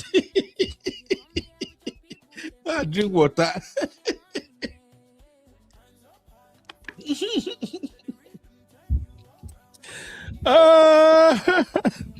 Auntie Oyi, is that Oyi troublemaker? Oh my God. It's how carry me go where I no want go. You see, this matter of going over the budget, I think women no feel repent with that one. Even if it's worse, even if it's $20, women will just add. If it's as small as $10, women will just add. It just be like say women have problem with make their husband they tell them, yeah, babe, see the amount where you go spend. I don't know. I'm just saying from my own small experience. Women shared. They're not a listing. May God just help us. We don't get choice, but may God help us. All right. Thank you very much. As I say, when they see their step siblings at their dad funeral, everywhere will be blown. Isaac is responding to the one we say in Papa no they cheat. It's how you in a case. It's how you well, Auntie, you are not alone. No, almost all women did that thing anyway. Me, I don't even tire at this point. So for me, waiting me at the learn now. If the budget na 1,000, I go claim say na 600 I get. Let me just be confessed, it's small. I go say lie na 600 day. If you carry me 100 grand, she no go come at na 600 day, because that's the only way you can get this gender to stay within budget. Because if you just pity you, say okay, see here this is na 600 didn't get. Make I just help and spend 900 sha. Well, this might sound funny, but please, my brothers, if you really want to stay married, if you really want to enjoy your marriage, as a man, these are some of the things you should expect. Always know that sometimes your woman will spend your money, they will go over budget. They don't mean anything bad with it. It's just in their nature, okay?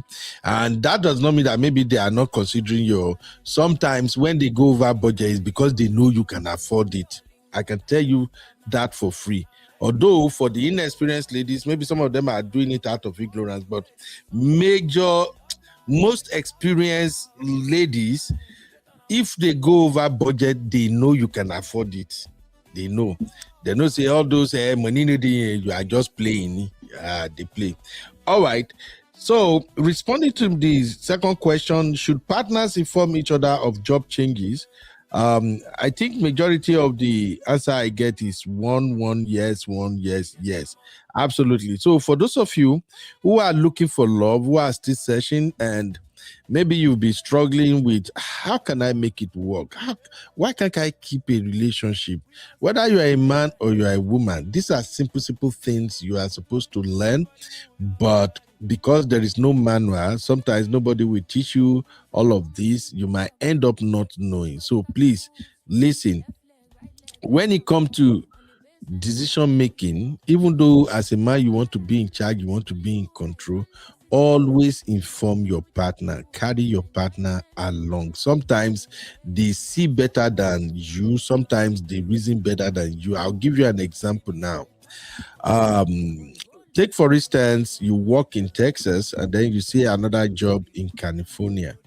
California is like 14 hours drive. Is it 14 or even 20 hours? Okay, it seems New York is 14 hours drive. California is 20. I don't know. But I know it's a very far place if you have to drive, if you're not flying. So now you see a job in California because you are in a relationship with this lady and the job in California is offering you more pay.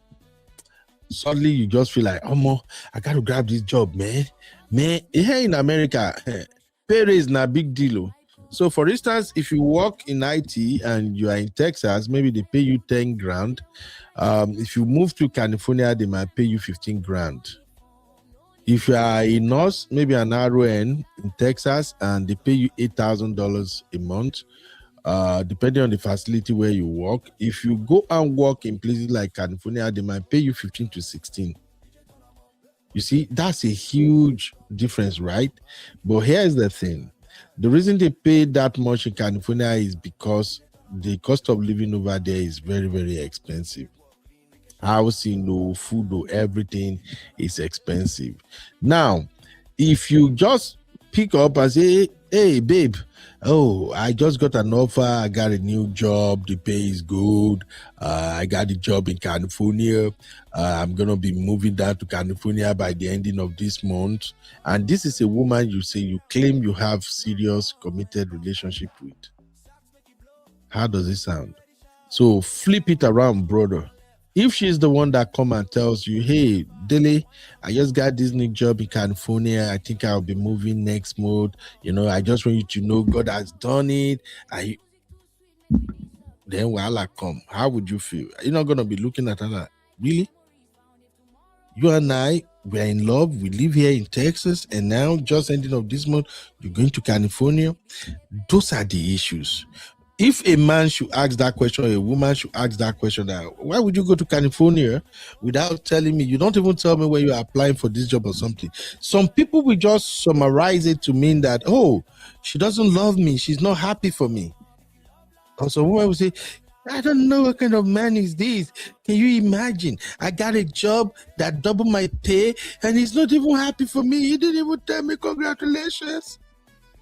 Well, I don't come with that.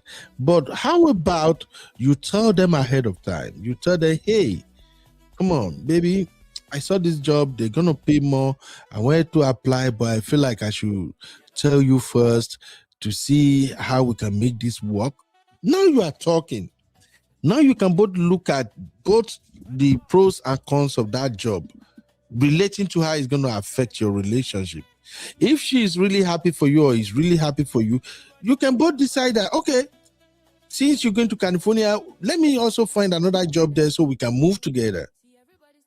I don't know if I'm communicating, but that is how you move if you don't want to be perceived as a controlling freak. If you truly understand what it means to be in a serious relationship, you will know that 95% of the decision or the calls that you'll be making, you have to at least table it with your partner. That's the point I'm making. So let's continue. It's how you say, Abio, just for adding sake. Mr. Eyesight, at that point, you just stop money your you guys are started comedy already. It's how you said, But California cost of living no be small. The homes are very expensive. I know, man. I know. Myself, I'm supposed to be I should have been in California since like almost a year ago.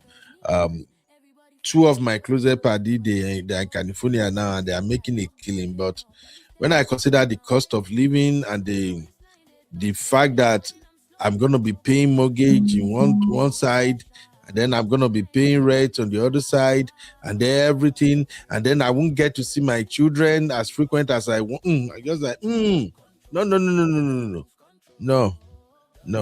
And I hear say California they cool where, and I remember, I promise to be holy, to not to be tempted.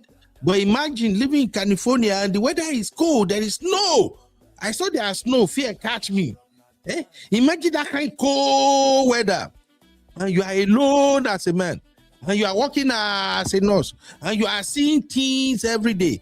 Big things, Nemo like. You know, that kind of thing. So I'm like, when I even brush her in front of Madame, I'm like, Bami, no allow. If you know, say you want to go California, oh yeah, make all of us go pack our load, where would they go?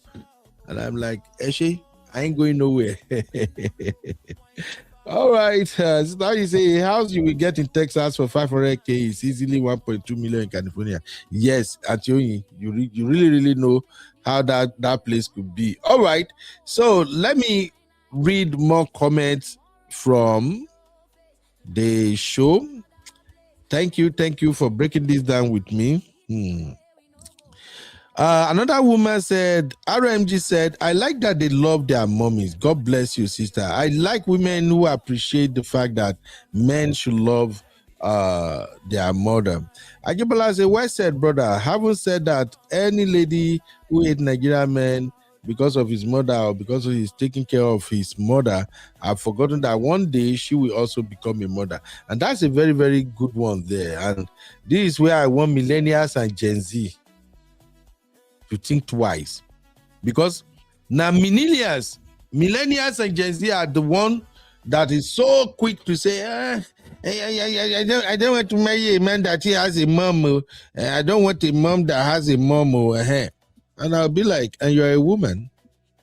Are you indirectly praying that when your son grew up and your son is going to be married, you should be pied? I'm sorry, I know that might sound like, Ben, that is too rough now. But that is the reality. As a woman, if you are from that school of thought that, no, I don't want my mother-in-law around, I don't like men who still have their mom. I don't want to marry a man who still has mom. Indirectly, what you're doing is you are praying that when that time comes, that your son also want to be married, you want to be missing. That's what it means. So I really don't advise that, please. I don't advise women who go with that mentality. Rather, pray. Just pray that you marry a good man that loves you dearly, a good man that respects you, a good man that can help you establish boundary, a good man that can foster a good relationship between you and your mother-in-law. That's just what you should pray for. But if you are praying and saying, no, I want to marry a man who say as a mother, me, I can't deal. Well, you are indirectly saying you don't want to be around when your children, especially your son, when they grow up, you are saying you don't want to be around when they get married. That's just what it means. All right? Thank you very much. Let's keep it going. Sisi say, Sisi, no disturb me. I'm on a roll right now, Sisi. I'm on a roll. Hey, millennial wahala. Sisi say I'm defending millennials. I know, troublemaker. All right, let me quickly move on to the next comment. Uncle Patrick say, UB, I think say now only me. I don't be chairman of budget committee tire over budget reconciliation of balance. Uncle Patrick, if you are saying this, what do you want me small boy like us can't talk, sir? I think no days you women no they agree stay within budget. They will never stay. They just, I think God just created women like that, like especially if they notice say be like say my man gets much like But credit to our women anyway. There are still many women out here that if they know things are rough, they will definitely adjust to. So that's why I'm saying people should not take this out of context. A lot of women will definitely adjust. If you are a good man, a great man, they will even know when it's not there, right? Because you definitely open up to them and tell them that, my dear, things get as be. And that is where many of them will even step up. But if everything is rosy, with my own small experience, just forget women. The best thing, just lie. Just tell them, say your card lost, your credit card, your debit card, you don't know where you keep them. Just find something to say so that you can restrict them a little bit. If not, women like to spend men money. Misty say a good mother-in-law better than Patience. Patience was so cool in that movie. All right. Let me go through some of that comment. Judith Hellman said, are always in need and want you to give them money. Oh, Judy is saying Nigerian men are always in need and they want you to give them money. They say we in Nigeria don't have money to buy food and say everything is too high. All I eat is noodles. Oh, this one, is he a man? Oh, okay. He's referring to African American women or what? He's saying always in need and want you to give them money. They say we in Nigeria don't have money to buy food and say everything is too high. All I eat is noodles. So you can feed them, feel sorry for them, and then give them money. Bigger lies from so mother needs to tell them, okay, I really don't know what this person is saying. Let me add my Sissy, my troublemaker Sissy. Hello, Uncle Ben. Yes. How are you? Happy Monday. Happy Monday. How you doing today, sister? I'm good, thank you. I thought let me come and disturb you. I know, troublemaker. But you know what I'm doing, right? You know I'm reacting to that show I published 1 year ago. Sorry, I watched through it earlier, and I was like, have I not seen this video before? But yeah, you said that you filmed it a while ago. That's true. Yeah. So I'm just reading the comment. For over 400 comment, I might do like 2 or 4 shows on this one because I wanted to cover everything and post it back on the channel. I don't know that people can be this serious about the comment. So this one is coming from somebody from 1 year ago. It says, in Africa, especially in Nigeria, we men earn respect. We don't ask for it. We are naturally made to take care of our family by taking the head role. It's an abomination doing 50-50 at home. We play the lead role. Yeah, I agree with him. Sissy, you agree with that? Agree. All right. An American sister, Dorette Hall, said, this was so interesting. Thanks for sharing. God bless you too, my sister. You see, people are appreciating my work. It don't be some people where they like to give me bass. And this lovely sister, Tieta said, I enjoy your commentary. Thank you to Tieta. I appreciate you, sister. Nikki said, people should just date or marry within their own ethnic groups of tribes or whatever. There would be less confusion and this video would never exist. That is my video. I have never dated outside of my ethnic group, but the stereotypes about Black Americans I'm hearing here are similar to the stereotypes I've heard about Nigerians, like being major scammers and serial cheaters. Do you know that surprisingly I agree with this sister? You know? Okay. Yeah. Lorraine said truth hurts, huh? Yep. And Catherine White said, people sharing their experiences should not cause this much discomfort. So disappointed. Well, I'm still going to give you a like, even if you think it's a discomfort. Yeah, but can I go back to the comment just before the one that you liked, where the lady said, yeah, stick to the ethnic group or whatever. Yeah, I don't think that's necessarily true. People can be with whoever they want to be. It's just about accommodating and adapting, right, to different cultures. I think even in the same tribe, Yoruba, you still have problems. So it doesn't matter. It's just it's an individual thing, right?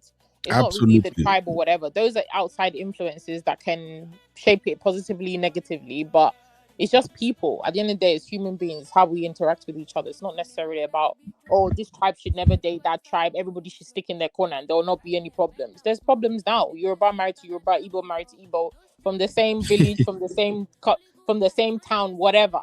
So it's just about individual. It's an individual thing, really. It's not it shouldn't be a tribe thing. Let people love who they want to love. But if you choose to be with those people, like myself, I'm dating a Yoruba guy, I'm East African, West African, we do things completely different, right? There's similarities, but you have to learn to bend, you have to learn to accommodate, and you have to learn to embrace things as well. There may be things that are not in my culture that I do because it's my partner's culture. There's things in his culture he'll want me to do that's not in my culture. I'll still do them as well. So it's 50-50. Or don't date. I would just say, if you're the type of person that's very rigid, you want things your own way, you want to do your own culture, then date somebody in your culture or in your ethnic group, right? Don't go and date somebody outside and then become very rigid. You don't want to bend. You only want them to do what you want to do in your religion or in your culture. It's not fair. Right. Yeah. Right. Yeah. Thank you very much. And also, I see. Hey, my brother Bill, what's up, bro? Bill say, "AK, cherish the life." Bill, you always call me Uncle Beno, cherish the life. My brother, I cherish my life. Benedita said there is a beauty in diversity. Absolutely. Misty says some cultures are extreme to avoid that if you can't adapt. Yeah. So Misty is saying some cultures are very, very extreme, and it's okay to avoid that if you know you can adapt. I agree with Misty with that one. I agree. Yeah. Sister, you say, I don't agree with people sticking to their tribes. Sister, why? Some people just can't blend. Okay, I'm going to admit right now, let me just be honest with you. I don't know, maybe I would say I'm close-minded or what, but I don't see myself marrying outside Nigeria. That's how crazy it is. Oh, wow. It's because you've not met a nice, sexy Ugandan. That's why. Don't worry. Because my auntie came first. Go and ask about us. You will change your mind. Sissy, you should have asked. You will change your mind. You should have asked why. Why can't you marry us? You see, these are some of the things I think our sisters should be learning. You know, we've been saying it here. Sisters should learn how to have communication with men. The reason I don't see myself marrying outside Nigeria is because of my traditional mindset, culture, and some of the things I held on to that I valued. So I know you can find love anywhere. There are many beautiful people out there that can find love. But if, for instance, I am in my 20s, 25, 30s, I can marry anywhere because we will have enough time to adjust. But at my age right now, let's say I'm single, I can't because it's going to stress me somehow. Before we navigate another 3 to 5 years to get to understand each other, to learn each other's culture, that may be too long for me. So that's where I'm coming from. It's not just because this person is not from my race. No, it's just because of my traditional beliefs and values. Now, do you think some African countries don't hold those traditional values and beliefs? No. Even in Africa, there are people who can marry from everywhere. You see people marrying wherever they want now. It's just based on how their mind is programmed. Let me put it that way. People blend, they are just so fast. For instance, somebody who went to school in Western world, that person is already in the culture. And this is why I also preach that people should marry where they live, because you already understand the environment. But I'm just saying for the people who can have like a rigid mindset, like there are certain things that they can't yield to, it better they stay. For instance, now, I go marry person, we go see my on the leak plate. But sorry, you will have to buy me first. How is that a culture thing? Let's keep it going. Keep it going, please. You're changing this topic. I'm not changing. I'm just giving you an example because leaky plate is part of Western culture. It's not a Western culture thing. No. Nigerian men do it. would do it more than anybody. It's Some an people- abomination in our own place. He's not. Your Yoruba men are number one on that table. Blood of Zachariah. Let me Next keep topic. going. Let me keep going. So Chucky said unsatisfactory orgies, and then Sister Oyin say, please, where is Uncle Emeka? Uncle Emeka is still doing dirty December. I'm telling you, he's on his dirty January, February, March. Uncle Emeka has finished dirty December. Uncle Emeka is doing dirty January now. While people are doing dry January, he's still dirty in January. For us, he's very fine. Yes, so Sister Oyin said, not that you can't, I just don't agree with the lady's statement. Okay. Thank you, sir. Mr. Say, actually, I agree with UB. You don't strike me as one who would marry outside Nigeria. Thank you for knowing me, Gary, my sister. I know they passed my boundary. I'm a Jatayani. Mr. Sisi, don't let people know our Uganda secret. Let's keep it under wrap. Una lie. Oh. I'm not diverting anybody. Sisi, blame Sisi. Sisi is the one causing this trouble. All right, let me take some more comment. Maybe we can take like 10 more or something before I call it quit. So this one is coming from another beautiful sister. She go by Ronelle Davis. She said, hi, brother, you are on point 100%. I'm an American queen. I don't like any man that doesn't take care of his family. It's a piece of crap. Thank you for your talk. Your words were careful, and I appreciate that. God bless you. I told you about 220 people actually agree with me. Dr. Winston, a PhD holder, say, you just won a subscriber. Keep up the great work. Yeah, this video actually gave me over 300 plus subscriber. Wow. Gave me over 300 plus subscriber. Spider-Man say big respect. Sam Obidu say maybe something is wrong with those who don't love their mother-in-law. Hida David said, mothers will always be the most important person in the life of her sons. A man who loves his wife will love his wife will love his wife. You cannot compare the two. I have two sons and they will always love me, but I will always respect their wives. God bless you. That's a good woman speaking out there. Jean said, that's beautiful thing. Okay. Let's go to some more deeper one. Benedict Moby said, bro, please keep it coming 100%. As always, remember, it's what it is. However, they can't stop the sun from shining. And that's what Nigerians are, regardless of how we see it. Period. Okay, that brother is saying, clock it. This other one said, love the title. I agree 100%. Then Sonny Uchi said, we love our moms unconditionally. Now, this sister, a Black American sister, beautiful sister, said, husband material that will cheat on you repeatedly, children outside marriage, STDs, drama. I will leave these good Nigerian men alone. Thanks for the advice, bro. Sissy, you want to say add anything to that? You want to add anything to that, Sissy? It's fine. We'll enjoy them like that. Because African American men, I think they're even worse. So, oh my God, when it comes to baby mama, not providing, they're number one on that table. So, right, all right. Lauren says, sorry, I will stick to my Black American men. Okay. Another person, one Muslim Nigerian was honest, told me he's married his wife, not in US. He lived with girlfriend. He treats like queen. I'm Catholic. He's Muslim. Related 1 year, 5 months. But since I want to be married, I move on. We are still friends. So this sister is saying she actually dated a Muslim, and the Muslim man was honest with her, so that he has a wife in Nigeria, and she was his girlfriend, and he treated her real good. But because she's a Catholic, after they dated for 1 year and a half, she has to move on because she wants to be married.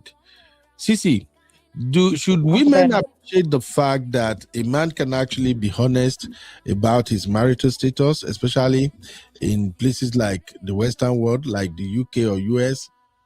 About his marital status in which regard? Like, you're Okay. married and you tell me you're married. Yeah, let me put it this way. To be honest, I can actually do something like this. Let's say I live in the UK right now, and my wife is in America, and I'm gonna be in UK for like 6 months.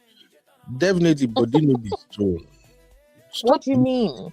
But anyways, continue.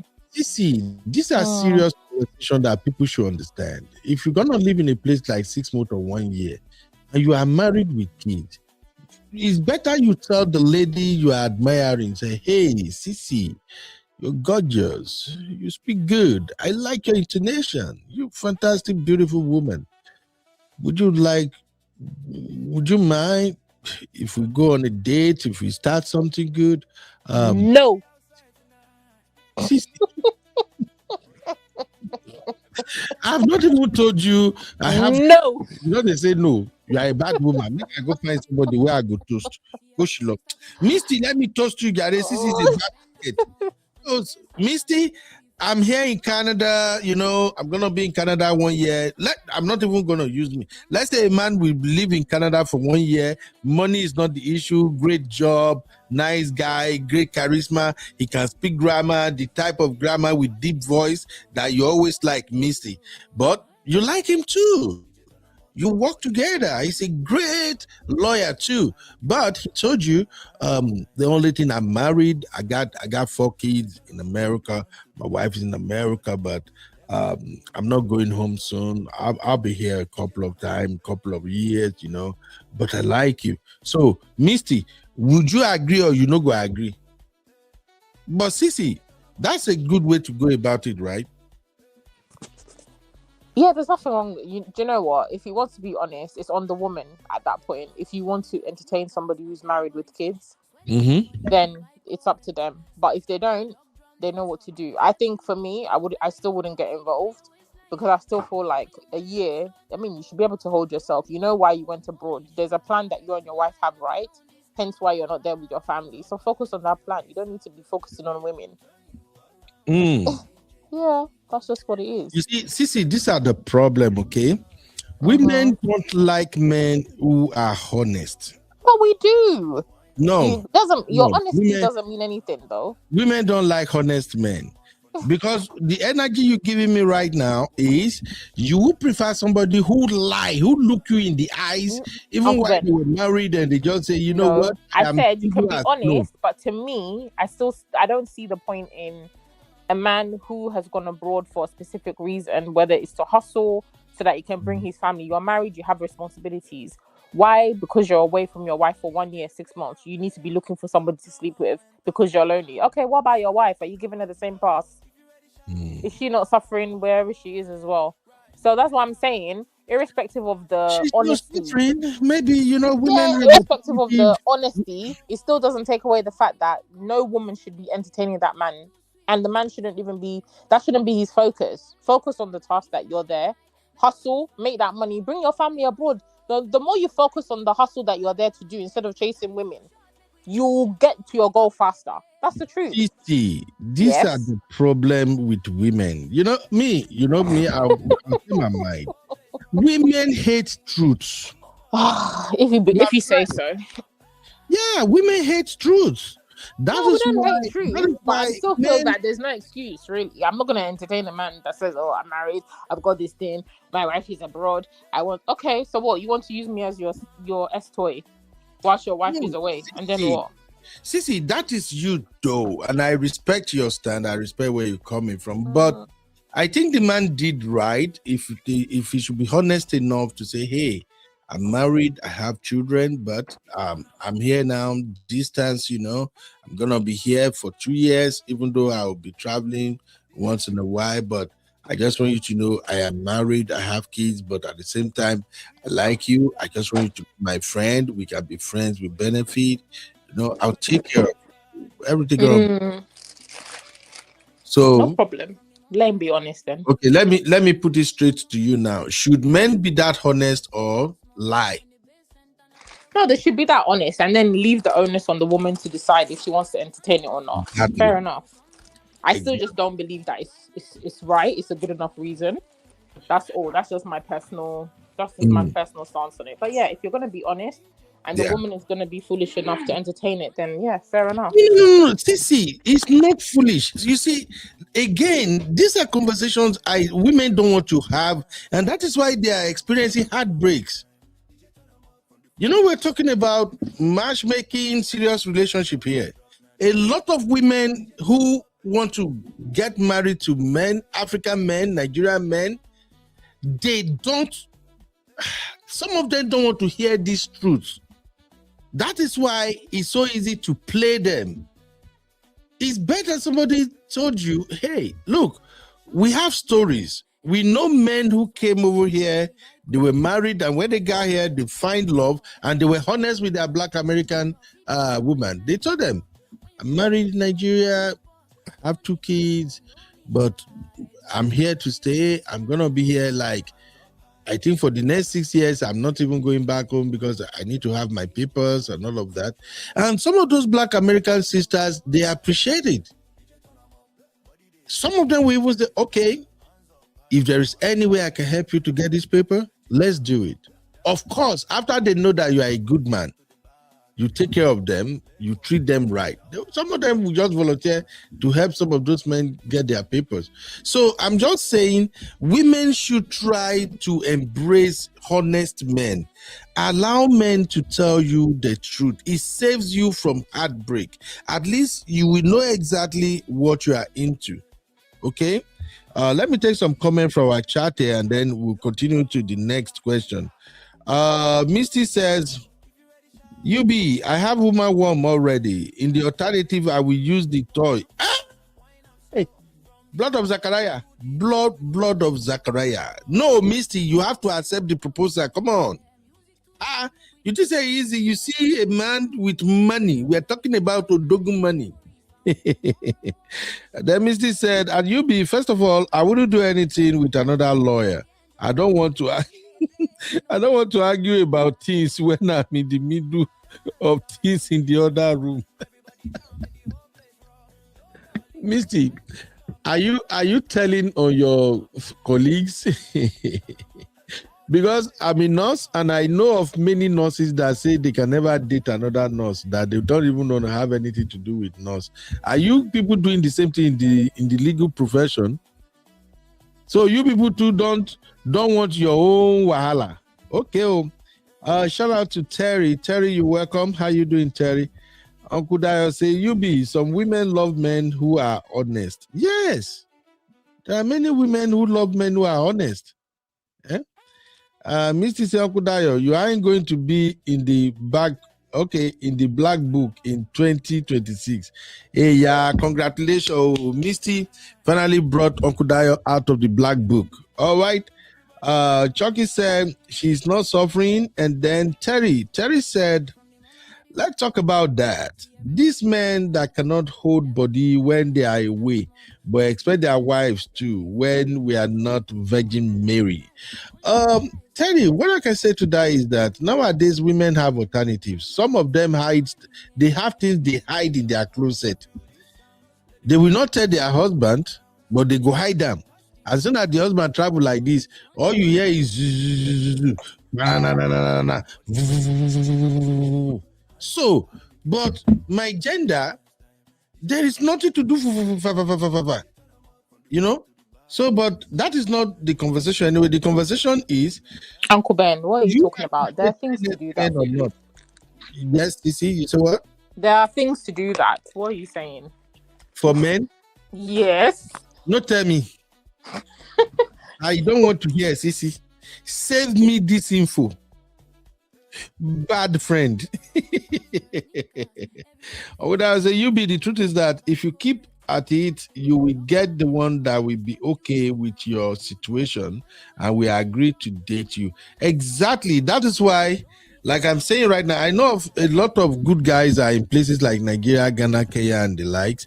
Any guy that is watching this, you want to have relationship in America or something, if you are applying for that and you want to be part of my program, I will appreciate you to be honest.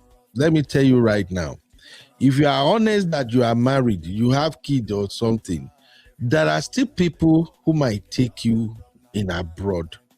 I think what a lot of women just don't appreciate is lying. And listen, you can tell 50, 60 women that you are married and they might not be interested in it. There is nothing bad in that. No, which woman wants to share their man with anybody? No, but it's way better than you lying, because that is where I see a lot of problem in Black American women marrying African men, especially in long distance relationship. They are not going to tell the truth. They will just outrightly lie about their marital status. So that's the point. Thank you, Uncle Dayo. Misty say, I appreciate the honesty. If you tell me you have Funke or Nkechi at all back in Nigeria with kids, it helps me to make an informed decision. Thank you, Misty. Should I promise Misty, Don Pedro, Sisi? Mazi Okonko, you are welcome.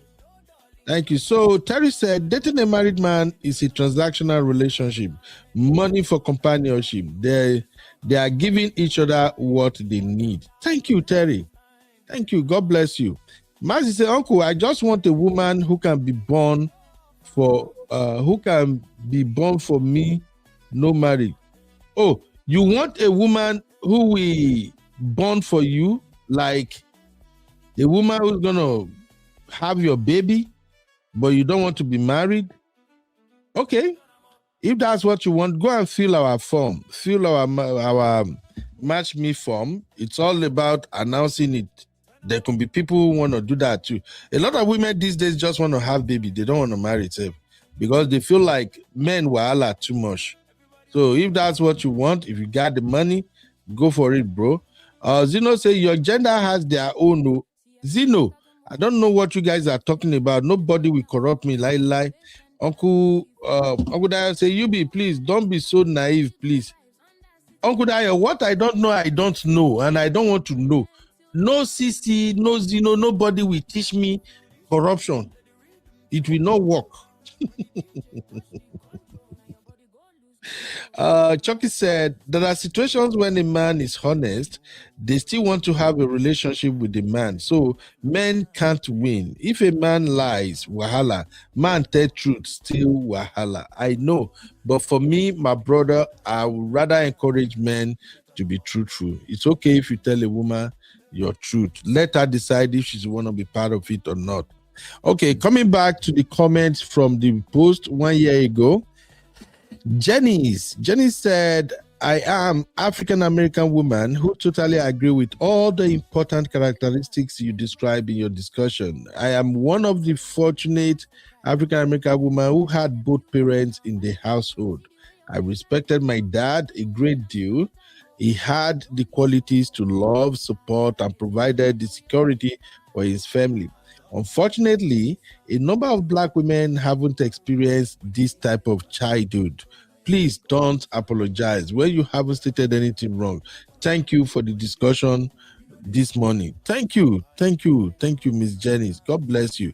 You see, a lot of people appreciated that video, and I'm glad they see it that way. Catherine White also said they love their wives but cheat side chick to avoid child support. A great character trait to trust. In your conclusion, you said all about the Nigerian men that we need to know and some that we already do know. Perhaps many do experience what they share in their podcast to be true. Thanks for informing us. Thank you, my sister. Sissy Josie said, true, their mothers are always around the corner in a lot of ways to speak. Yes. Sissy. Yes. Should women in America, UK, Europe, should they have issue with their mother-in-law? Should they just don't like the fact that their husband likes their mom? No, why should you have an issue with that? I don't understand. There's nothing wrong with a man liking his mom. I think that's healthy.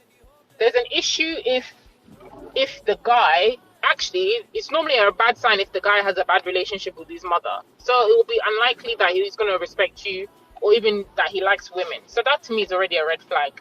Right. But when it becomes an unhealthy attachment, like your mom you have to go, your partner or your husband has to go to his mom to ask before he makes any move. His mom's like opinion is more important than his wife's opinion before anything is done in his household. I think that's wrong, right? But if a man loves his mom, I don't see any problem with that. There's nothing wrong with that. I think that's a beautiful thing.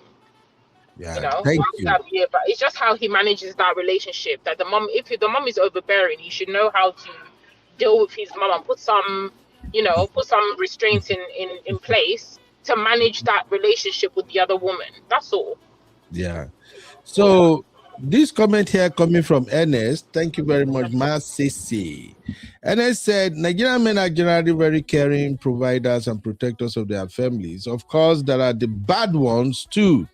But those bad ones are the ones that have been influenced by the Western culture, either via social media or by living in the Western world. Nigerian parents and in general, African parents raise their kids to be good. However, you can take a horse to the river, but you can't force it to drink from the river. Everyone has the right to choose how they want to live their lives. I'm in support of that. Then the next person say, yes, leave them alone. This is a lady. Say, yes, leave them alone. I dated 3 times. I'm Latina. I'm done. Scam artists are always looking for come up green card or something. I'm done. Sisi, are you thinking Nigerian men showed this sister Shege? The way she is emphasizing, I'm done. Of course. I mean, it's likely. If you have a Yoruba demon or Igbo demon, I don't know which one. Another sister say, when you say mom is number 1 for Nigerian men, what about their dad? Dad is number 2. There's no need to argue that. Dad is always number 2. Mom is number 1. Okay. CJ Johnson said, I met him and married him in the late 70s before TikTok, social media. Okay. Yeah, back up then. Another lady said, this is interesting to an American woman that tries to date a Nigerian man or wanted to date. Never dated one, but I binge watch Nigerian movies. If the men are the same as in the movies, then she put running emojis. You see, these are some aspect of our culture that we do talk about. A lot of people get to know Nigerian men through Nigerian movies, and a lot of Nigerian movies or African movies generally, they don't portray our men in good light. Can we do better? Why is our they movie... wouldn't portray Uncle Ben. They wouldn't portray you in a bad light. Those are not the tendencies that tend to be most people's experience, because it doesn't come from thin air, right? Mm-hmm. So it is based off the behavior of the majority of your Nigerian men more than the minority, unfortunately. And obviously, controversy sells, right? It's entertaining. So you need to speak to your brotherhood to behave better so that these stereotypes are not pushed to the forefront. We need to see the men that are taking care of their family, the men that are in, monogamous relationships, the men that have, nuclear family, men that love their wives, love their kids, are hands-on in the house. Not all these negative stereotypes. Because the majority, look at the Neds, and all these people. That's the people that we see in the movie. These are the people we see in real life. Even the davido at his level, he still falls into that category of being a bit of a bum. But now that he's married, he's trying to redeem himself. Yeah, come on. Sisi, you are still attacking my guy. Anyway, I mean, another sister said she can say all the bad things in the world about Nigerian men if she wants to, but what about the men in America? They ain't any better. I have met some Nigerian scammers, but I have met some good ones than bad. Okay, but I have met more good ones than bad. I can't say the same for American black men. Ever since I was a little girl, black men didn't treat me right. I've heard many black sisters say this anyway. So you say, black men didn't treat me right. Was bullied for being dark-skinned, molested, abused. I'm not an adult, and I'm now an adult, and I can agree to a lot of what this man said from asking for 50-50 and paying half the bill on the date. A lot of them Black American, wow, this one longer. A lot of them Black American men do be clingy to women because they need money. This man is telling the truth about them. That is me. She's referring to me. I am dating a Nigerian man, and it is a lot different. He's hardworking, protective of me. He's definitely in church. And the thing I love most about him is his faith. There were times when we were struggling, and he would comfort me and tell me to stop crying because God will not fail us. But anyways, one thing you got wrong is that Black men will stay if they get cheated on.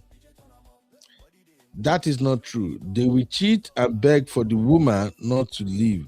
Most do stay, but if she cheats, then he gone. I didn't mention that, but she's right though. A lot of Black men will leave. Nigerian men will literally divorce you if you cheat on them.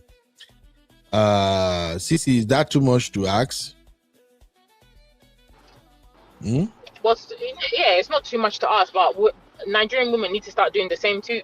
Let's meet energy for energy. Sissy, will you ladies stop saying that energy for energy? Cheating is not part and parcel of women. Women are created to be decent. Nobody should do, you cheat on me, I cheat on you. Please. Who said? Who said? Who said? Who said? Wow. Who said that? Yeah, who said that? Cheating. Women don't cheat. When we start matching men energy for energy, then no. Cheating favors that matching men energy for energy is Gen Z and millennial madness. So please, don't even say that, okay? Mitchell Butler say, I appreciate your opinion. I'm involved with a Nigerian man. This is the first time I'm being treated like a true queen. Oh, Sissy. What do you think about her comment right there? That's what we say.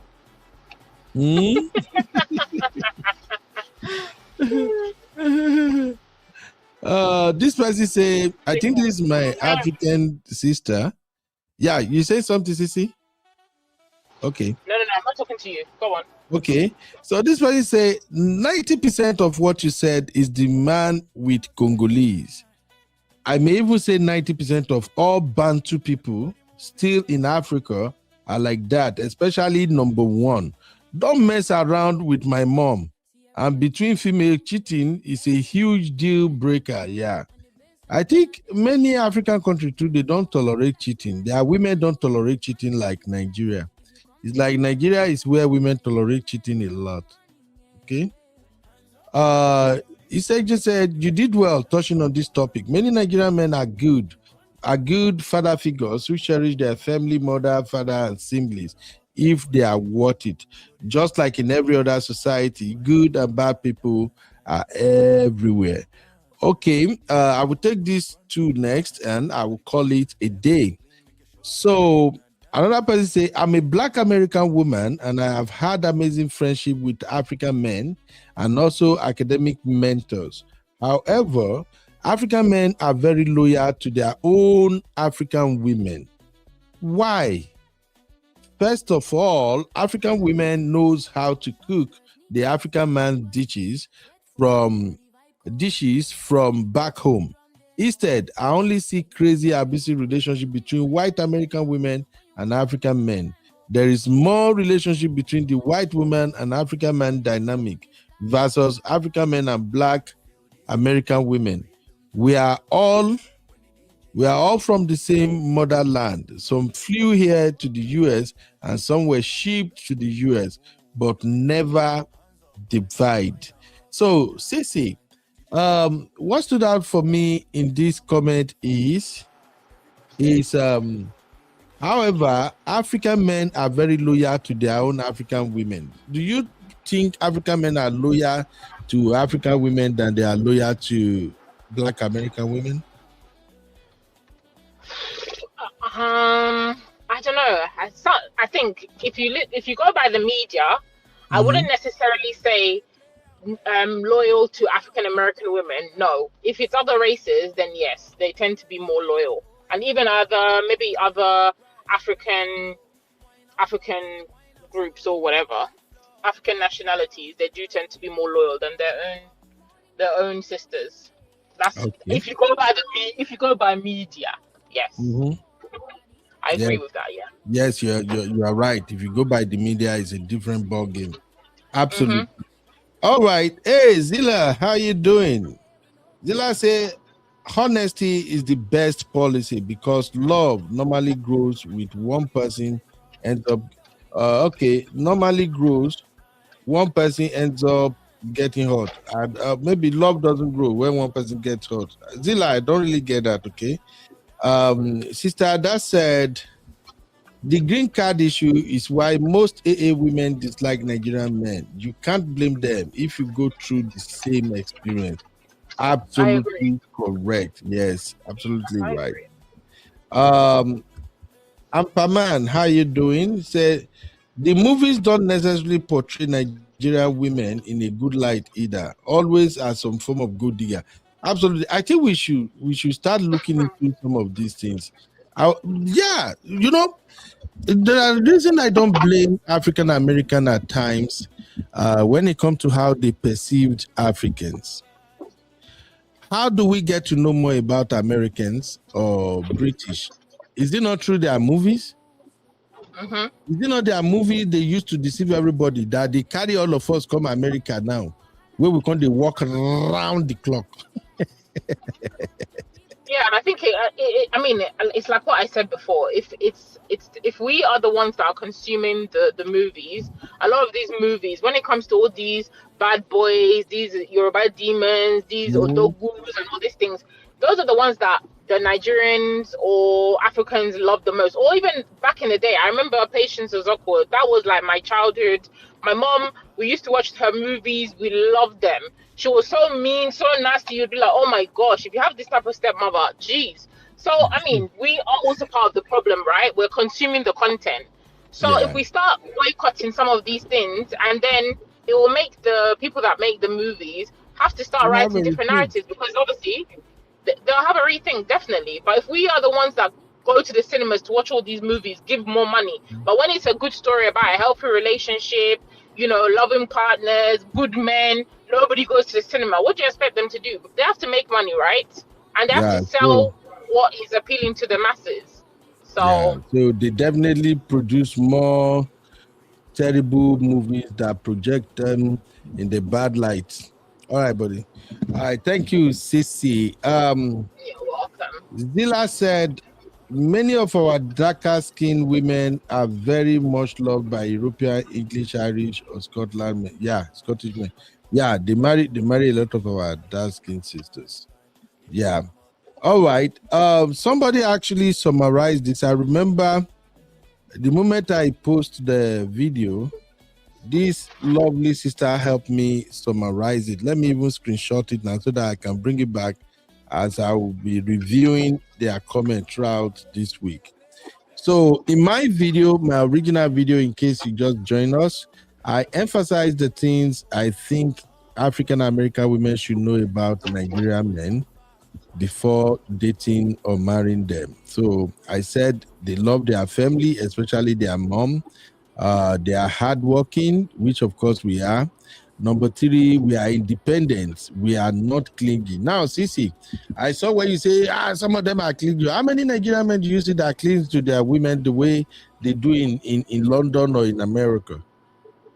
Yeah, there are some men that can, when you say clingy, there are some men that can, Nigerian men that can be very possessive. We know them. We're not going to call them out. If the woman does this, they need to know what she's doing. They need to know that. So we have them. They're there.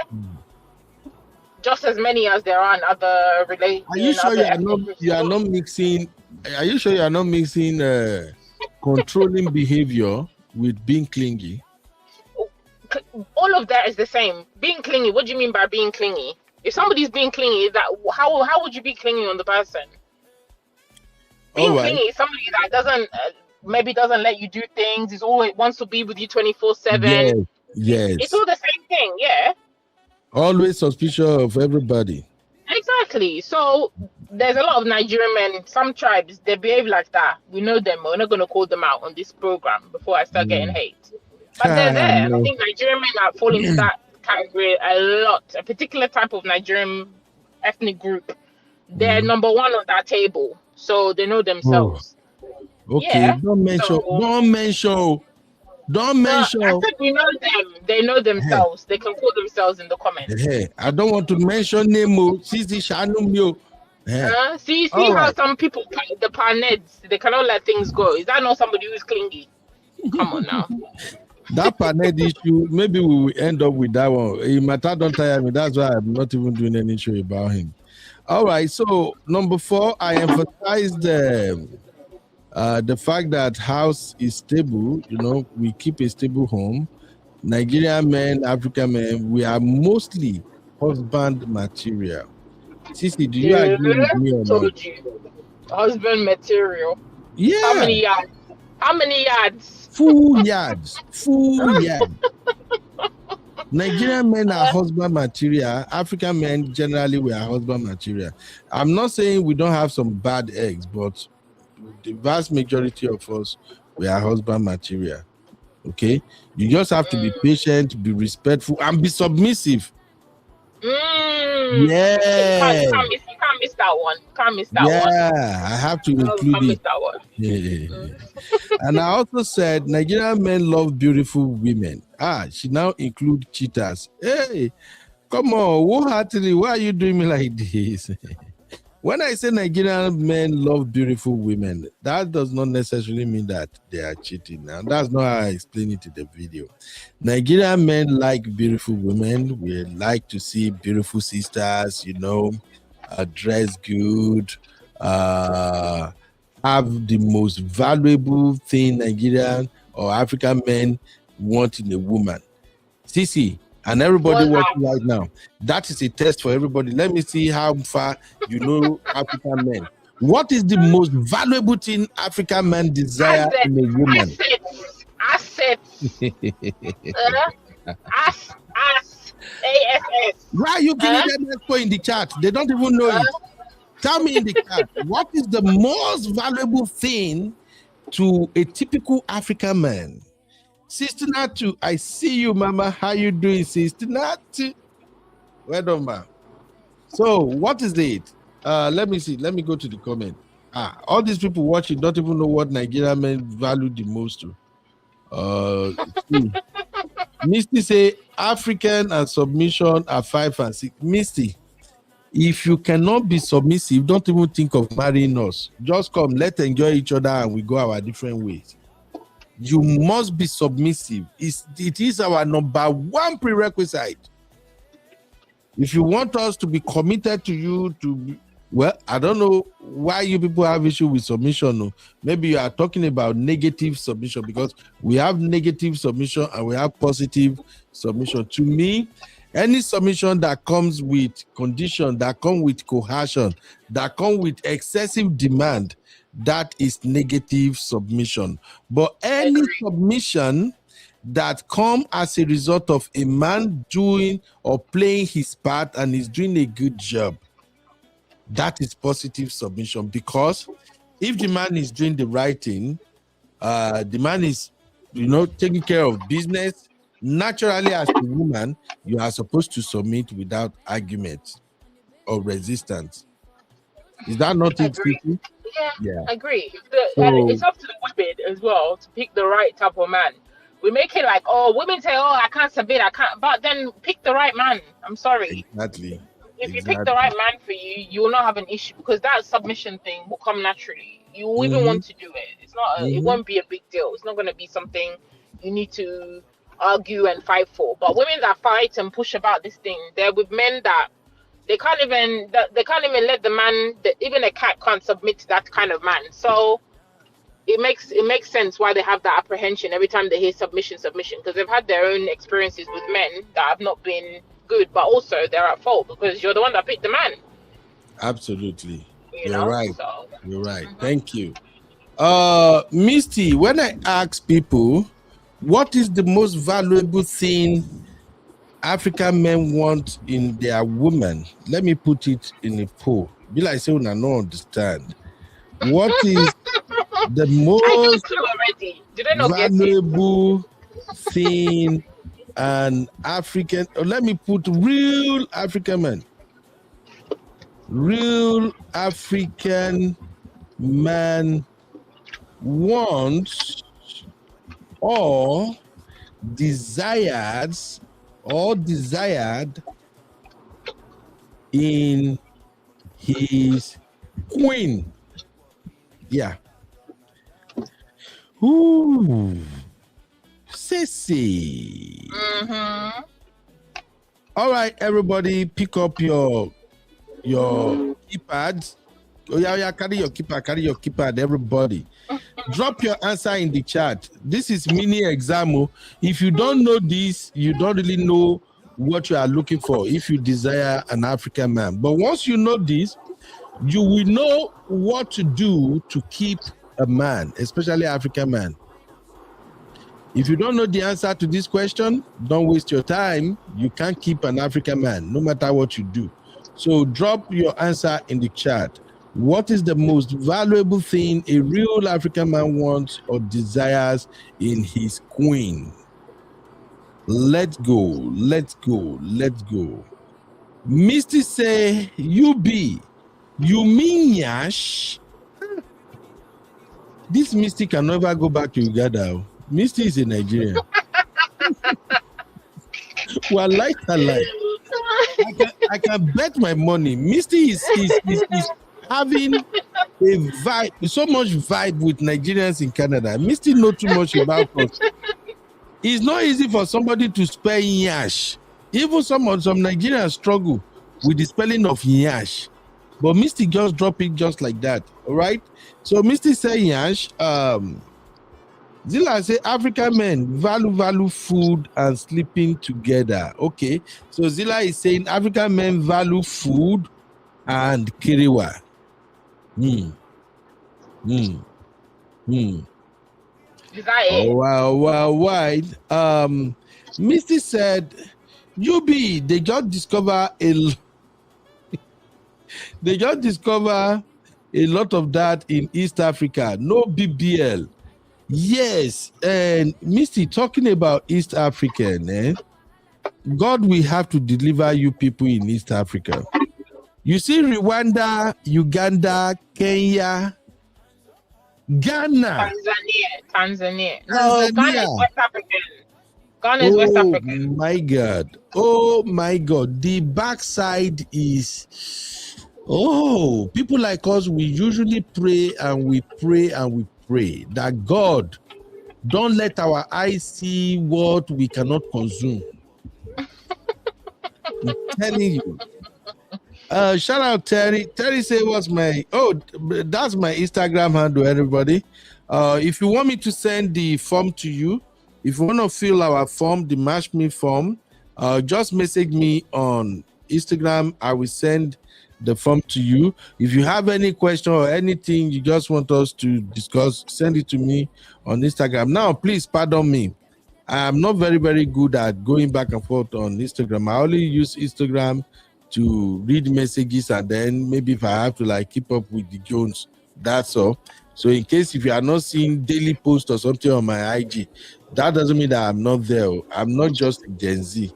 Maybe if Abby and Zino finally teach me how to use Instagram, maybe Instagram may become fun to me. Right now, I'm old school. You know, they say now old people, now then they did Facebook. So I'm on Facebook, okay? I use Facebook more. Misty say, Yash, respect, food, and kiriwa. That's it. Sisters, if you want to keep your African king, please screenshot this comment from Misty. Uncle Ben, you forgot an important one. You forgot an important one you told us the other day. I've not seen it yet. Which one? Peace. Did you not go on a whole tirade about your peace? Now you forgot about peace. Peace comes in. Peace. First thing, Peace comes in when we're talking about you are already in the marriage.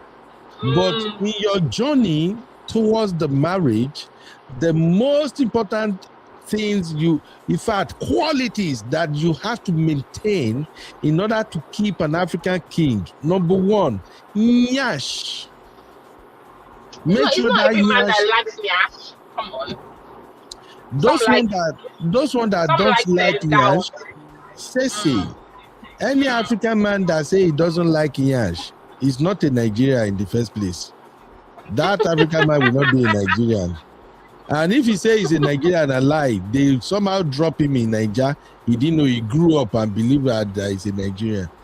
Almost 95% of Nigerian men like nyash. 2, respect. That one is key. But during dating and friendship, respect is not really that needed. However, if you want to convince the man to take the relationship to the next level, add respect. He will say you are a wife material, a humble woman. Number 3, food. Not a down play. This is where my Black American sisters, they get it wrong with dating African men. Please do your research. If the African man you are dating right now has lived in America for 15, 20 years, you may not have to worry yourself very much about cooking. He's probably eating what everyone else is eating. But if that man have not stayed that long in America, food is key. If you can't prepare African delicacy, please don't even think about marrying an African man. Some African men, especially Nigerian man can cheat on you because of food. But lie. And if you are with a Nigerian man that like food, make sure you know how to cook varieties. If the only food you know how to cook is egusi, another woman will use vegetable to snatch him from you. That's true. Okay? So know how to cook egusi, vegetable, ogbono, okra, stew. Come on. And please, as an African American or a lady who lives in the Western world who wants to marry a Nigerian man, don't give us all those meat that you people are cutting. Those meat is like an insult. I'll give you an example. You see all those meat you are having inside burger, those size of meat you have inside burger, or all those things you cut, those meat that you guys will be eating and you will think you are eating food. We don't really appreciate it as African men. We cut our meat big. You have to cut our meat big. When you drop those meat in the plate, that's one of my things I don't like. Like what? I don't like meat when the meat is too massive. It's scary. No, it's not massive. Just make sure when you drop the meat in the plate, we can see it. It looks impressive. It's sizable. You see all those ones they were cutting, and some people will just sometimes when I see American eat, we have this burger they call say double waffle or double whatever they call it. But what it just means is that they will put 2 slices of meat on one of the burger, they will place another burger on top, and they put another slice of. All those ones no be meat. When you are dealing with an African man, don't buy an African man American food you serve him. If he's telling you, oh, it's nice, good, na lie is lying. Make sure you know how to cook. Let the meat look impressive, and make sure you always supply him varieties. Okay? Rice, beans, spaghetti, pounded yam, moi. Oh, this is it. Don't learn work. Don't play with me. I may have to hire you as a consultant, so you can help me educate some of our sisters. So please, cooking is very, very important too. When you are dealing with African men, Nigerian men, cooking is important. Varieties is important. Okay. Yeah. Plantain. Even if your man doesn't like to eat, trust me, his family, they'll be impressed when they see you cooking correct Nigerian or whatever food. The family will just fall in love with you. Yep. Yep. The family will love you when you are cooking African dishes, okay? If you are married to a Ghana, Kenke, Banku, don't play with it, oh. If your husband is from Nigeria and is an Igbo man, make sure you know how to do abacha.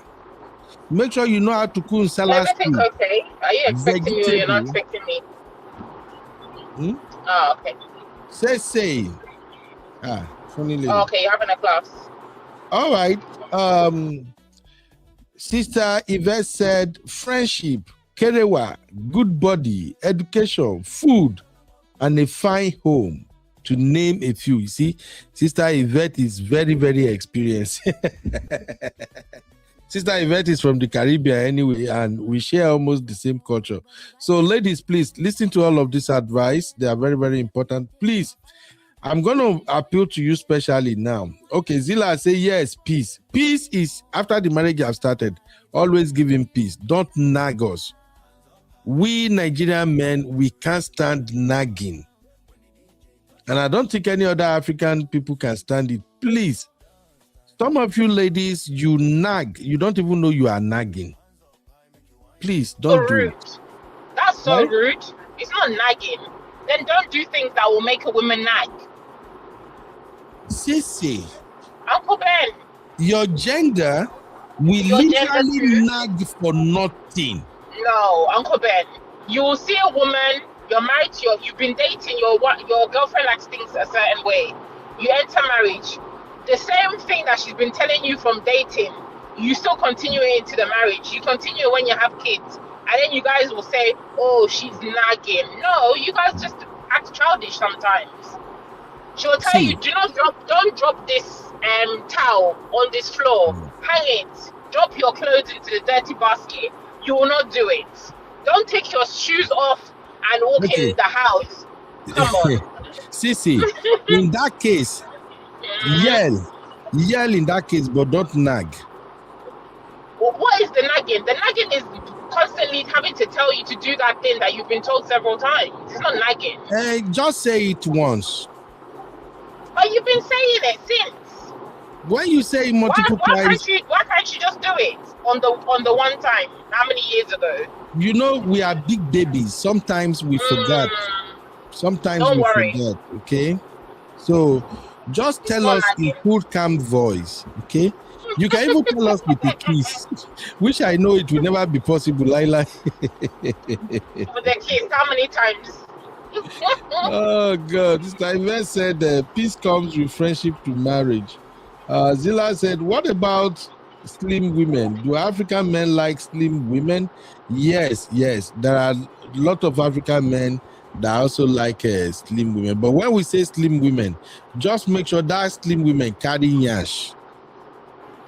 A slim thick, like Abby said. Slim thick. Just make sure you carry nyash. African men are unpredictable if they are staying with a woman that has no nyash. Look, all these gems I'm dropping right now, you may not find people that will be honest the way I'm being honest now. But I'm telling you, African men are unpredictable. If you don't have bum, make sure you do your homework. Squeeze that man during talking stage. Let him know that you see this bum is not going to grow more than this, and I'm not ready for BBL. Are you okay with it? African men, we don't play with backside though. It's very important though. Because some terrible African brothers, they will cheat on you, and when you ask them, they will thump their chest, say, yes, I did it. Don't you see her bum? Don't you see her backside? You will almost have heart attack. I just saw a video of that when the man was cheating, and then the lady was saying to the woman, come out of my room, and the man was like, oh, can't you see you don't even have nyash? Yep. I was just like, come on now. Yes. Look, we African men, we are created differently. So why didn't he leave her alone? Why did he marry her if she with a nyash that was not there? Come on. We want to sit comfortably in our living room and see you walk past, and then we just admire the backside. I'm telling you right now, that's just the way we are. We just want to see that backside just to give us the assurance that, oh, Heaven. wow, this What is my wife. assurance? What assurance? That, yeah, my wife is, see, these are serious issues, okay? Two, please, okay, Misty said, cheating because of food. That is so petty, but it's Misty, I'm being honest with you.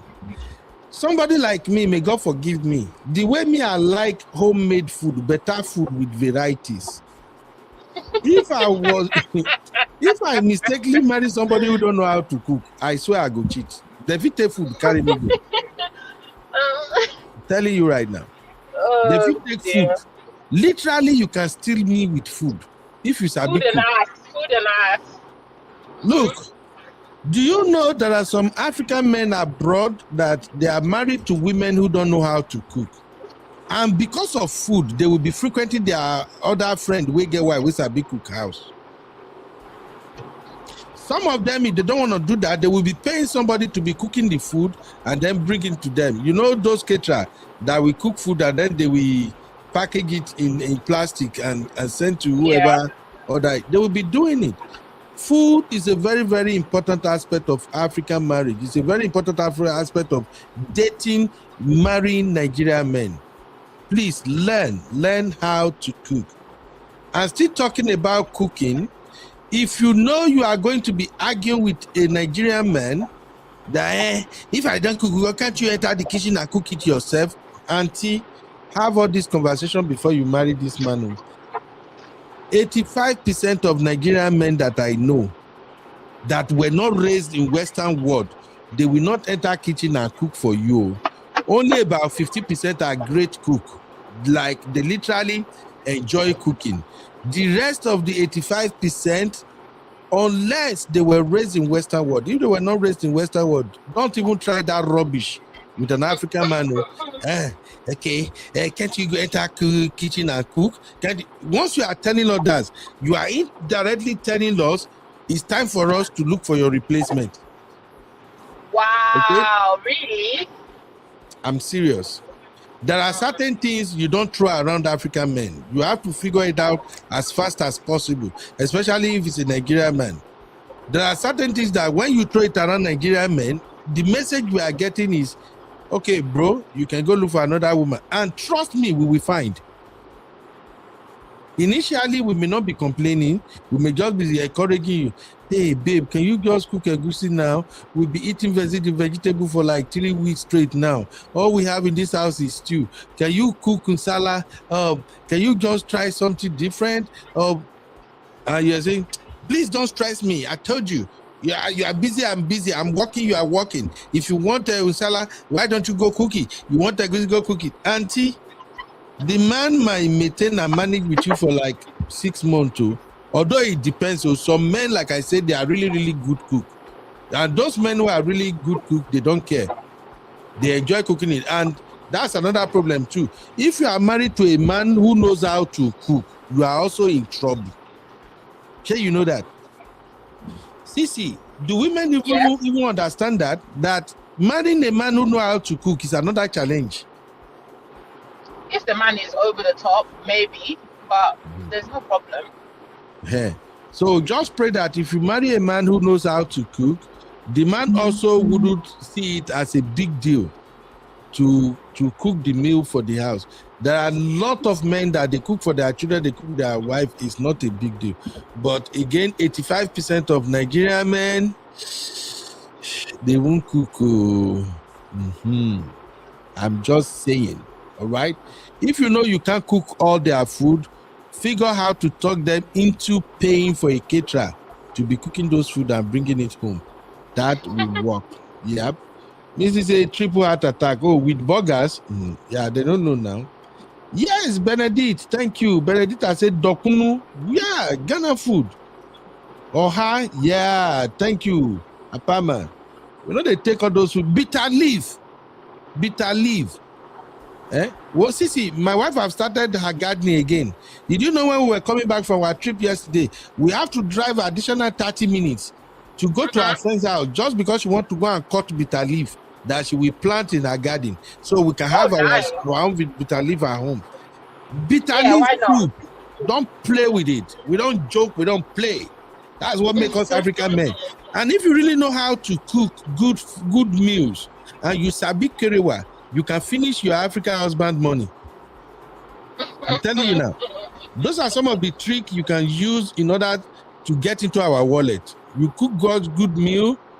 Just say, honey, I need $500. I just want to go fix my nail and my hair.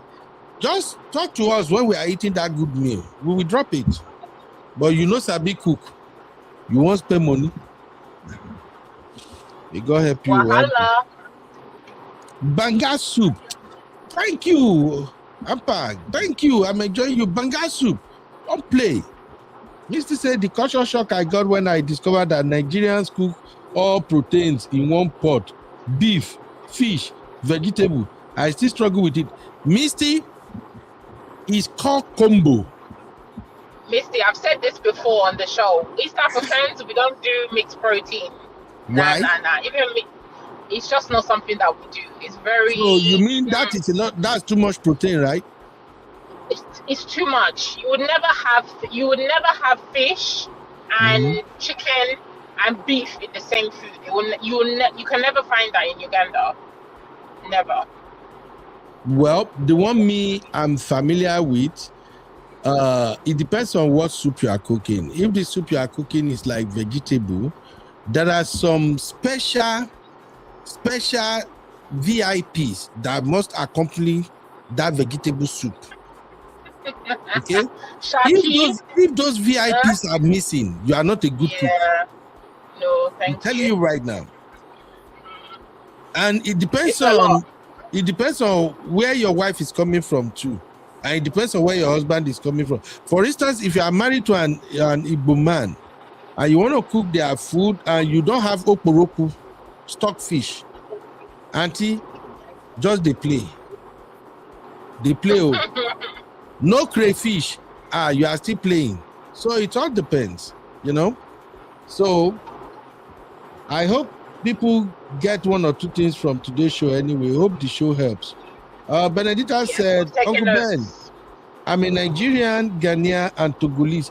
What a super combo. I love this. Your husband go enjoy you. Oh my God. Nigerian, Ghanaian, and Togolese. More varieties of food. No verse, Benedita. As I see your comment now, only food that they remember as I did here now. Benedita, by the way, are you single or married? Let me know, so that if I have to advertise you, let me add to your value. Let the man know what he's about to get. Zilla said African men love his variety of meat, e.g. cow food, jollof rice. Yes, so thank you, Zilla. We need to let people know. Benedita is married. Benedita, tell my brother I say I congratulate her more. There are some Ghana food there. When you eat them, just go sleep. I love Ghanaian food. Oh, just go. I remember the first time I ate wanche. The wanche get the stew come burn small. There's a way they do say sauce. Una say no be stew. Thank God that be and Zino no they will come for me. The sauce. The shito. Shito, is that what they call it? But I know it's it's black. Yes. Ooh. Then they fried fish. They fried fish, slice onions, then they cut some vegetable and put everything together in this one. See. I almost dated the Ghanaian woman where they cook the food. I almost dated in Peking. Because of that one I was chasing her daughter like, oh, more. If this guy can come and be cooking this wanche for me. Oh, my God. My God. You know, my mom's dad is Ghanaian, so I learned how to make wanche. And I remember my neighbor, she's Ghanaian. And she's like, oh, my God, who taught you how to make this? I'm like, girl, I'm just blessed. Honestly. Don't play with me when it comes to cooking. See, Misty is looking for my trouble now. Misty, I wanted to end this show in peace. Don't let us end this show with Baz Bush. I don't know. Misty, you don't do anything gentle, Misty. This Misty will be a fighter when she dey younger. Misty go dey fight well. Misty no dey like gentle. Why would Misty say you be one day no nyash will trend? He can't. He's impossible. No. Instead, no nyash will trend. Make a Gabriel Cookman blow the trumpet. Let us just end everything, Misty. No nyash will trend. Misty, you are really looking for my trouble now. What will African men do? Huh? Yeah, see, what will an African brother do without nyash?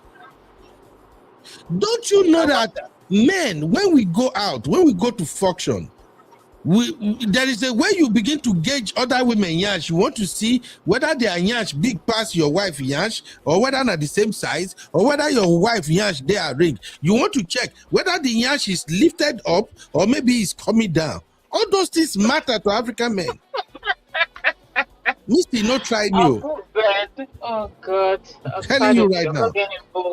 Misty is really looking for my trouble. Baghdad say you be say unpredictable. No bomb, no predictability. Absolutely. You got it. Chucky say, is that possible, Misty? Help me ask her. Please help me ask Misty. Like they get Gabriel blow the trumpet, maybe all of us they go. In case you don't know, an African man appreciate that backside and the face. Sissy, you know that, right? Of course. Sometimes African men are not really that particular with, having this, what do you people do call that rating? Oh, she's a 10. We don't care about 10. Give us a 5, give us a 4. So far, the backside is arranged. Forget.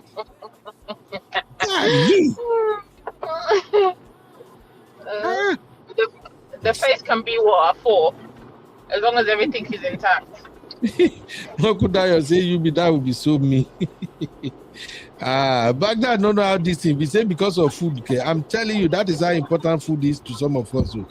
Means to say my cousin is married to a Ghanaian man for about 20 years now.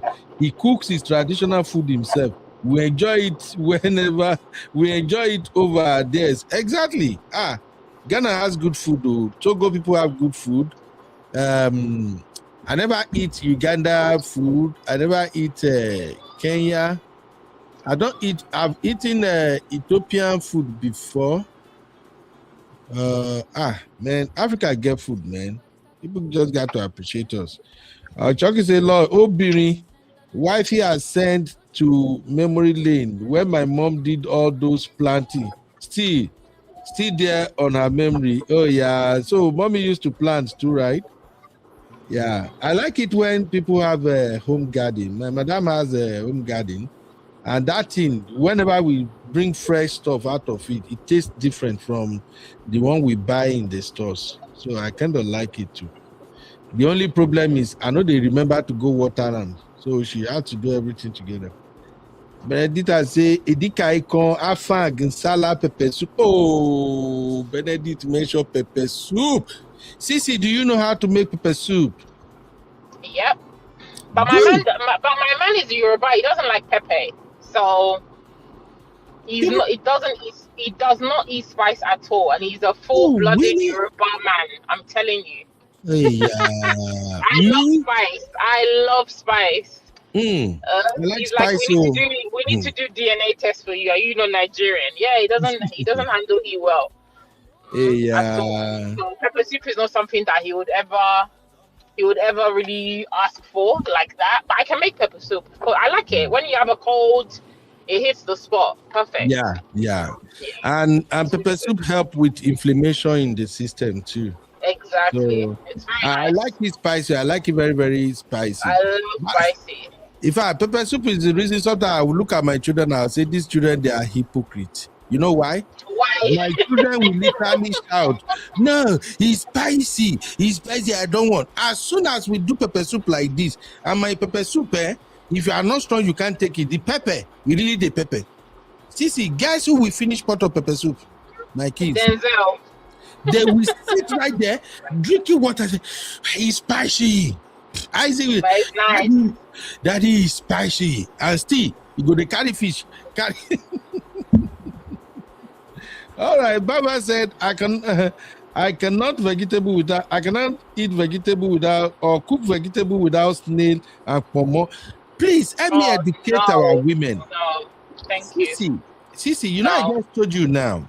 When you are preparing food for an African man, especially Nigerian man, if that food is vegetable, there are some special guests of honor that we want to see. Pomo, snail, crayfish, okporoku, all kinds of dry fish. We call all these ones special guest of honor. That's why when you dish food to a Nigerian man, it's vegetable. When you see that the man, they first shook hand around the plate, he's trying to figure out how many special guests of honor you have in that vegetable. How many deaths occurred for this one meal? I'm telling you, if it's not complete, that means it didn't day. And you know how we say in Nigeria in Wike's voice, if he didn't day, he didn't day. You have to go and learn more. All right.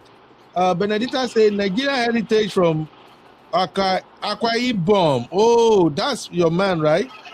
Great. And she's married. I thank you, Gary. Thank you for taking care of my brother. You see, people like Benedita, they can never have problem with their husband. Like I'm telling you. Even if you and your husband have issue, when your husband remember say, food, bros go calm down. That is what we do. We foodie. You can have a blown out fight with you in the morning. But so far, the kitchen, with the feel the aroma from the kitchen, forget, the case is closed. Hey. Stacy, I hope you are learning. Yeah. Okay. I'm learning. I'm taking notes. I know you don't need it. I'm just kidding anyway. But that snail for me is a no. I'm sorry. There's no way. You don't eat snail? I never. I can't even look at it. So I know for sure that's not in my cooking. Absolutely no. Oh my God. Nah. No, I'm scared of that thing. I'm so scared of it. No. And also catfish. Oh God, I don't like the look of it. I don't like anything about it. Nah. Oh my God. Those two proteins, nah. I tell my babe, I'm like, you can live without it. No. You have to give it to my brother. He doesn't like it. He's not a fan either, so I'm lucky.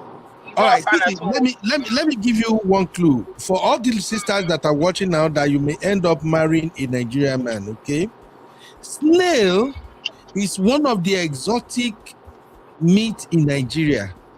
Snail, very expensive. It's very expensive. And the way we enjoy snail, you can actually fry it. You know. Season, I forgot, I don't know this language for cooking, but you can cut onion, cut some vegetable, peppered snail. Yeah, on the snail. No, anytime you offend your husband, prepare snails, sprinkle things, present it to him.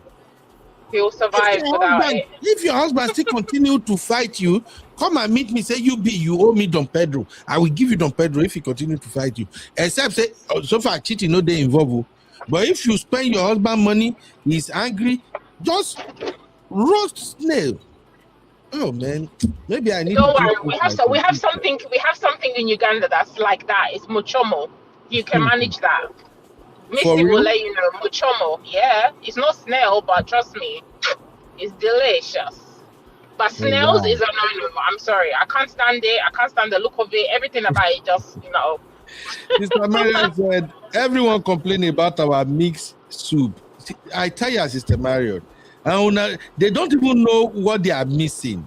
That is why, as I am like this, I told you, I hardly eat outside. Like, if you take me to restaurant here in the US. My wife knows. Many times we'll just go out just to go and have fun. We will go to some of these expensive restaurants. We will get there. I don't even know what to order. That's why sometimes if you are private to see me share any photo of me and my wife going out, sometimes Uncle Ben is always confused on the menu. you will see the menu will be in my wife's hand. Sissy, I told you now, Sissy, one time, I don't know whether it was my wife's birthday or my birthday self, or maybe we were just because me and my wife, we do some stupid thing at times when we have time on our hand. We will just go downtown, just evening on Friday. We'll just say, let's go see what's going on. So one time, my wife and I, we took ourselves to this expensive restaurant downtown. They have all kind of meat, everything, all kind of food. If you look at it from the menu, they were so impressive. But I don't understand that. So I told my wife, say, babe, this burger look good. Can I get that burger?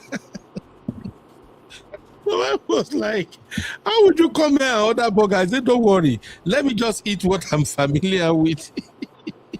So we ordered the burger. My wife ordered her own stuff.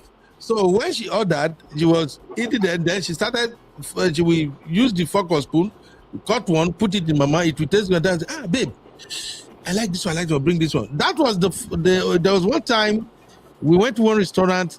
Their tuna was so good, but I didn't know. After I ordered my usual with a meal, my wife was the one that ordered the tuna at this time. Then when my wife just cut a slice of it and put it in my mouth, it tastes so good. I said, when they bring the tuna. Sissy, I actually said they should bring 2 plates of that tuna because I was looking at the one they presented in front of my wife. It looks small to me. And you know, we African men now. I was like, how let me go there? How I go eat this small? Give me 2. When they bring the bill, Sissy, I didn't know that one plate of that tuna was like $40. Wow. I'm like, Jesus. And then they brought so many other things I don't understand. You know, all these sides. I hate it when they say sides. All those small cup with small stupid shit. Some of them they say ranch, some of them this. I'm not just good at it. So that's why sometimes when I go to American restaurant, I just go there because of maybe my wife or friends, or I just don't have a choice. And that's why all those weddings whereby they will serve Western cuisine, what they call it, continental or something. You know, canapes. What do you call it again? I said canapes. Jesus Christ. You will suffer. My party, I'm having canapes. I'm not having African food. Sorry. Don't try that, Tino. Don't try that, Tino. Yes, I am. Yes, I am. See, let me tell you one gospel truth, Even though Africans don't complain, they don't really like Western food. Man, no lie to you.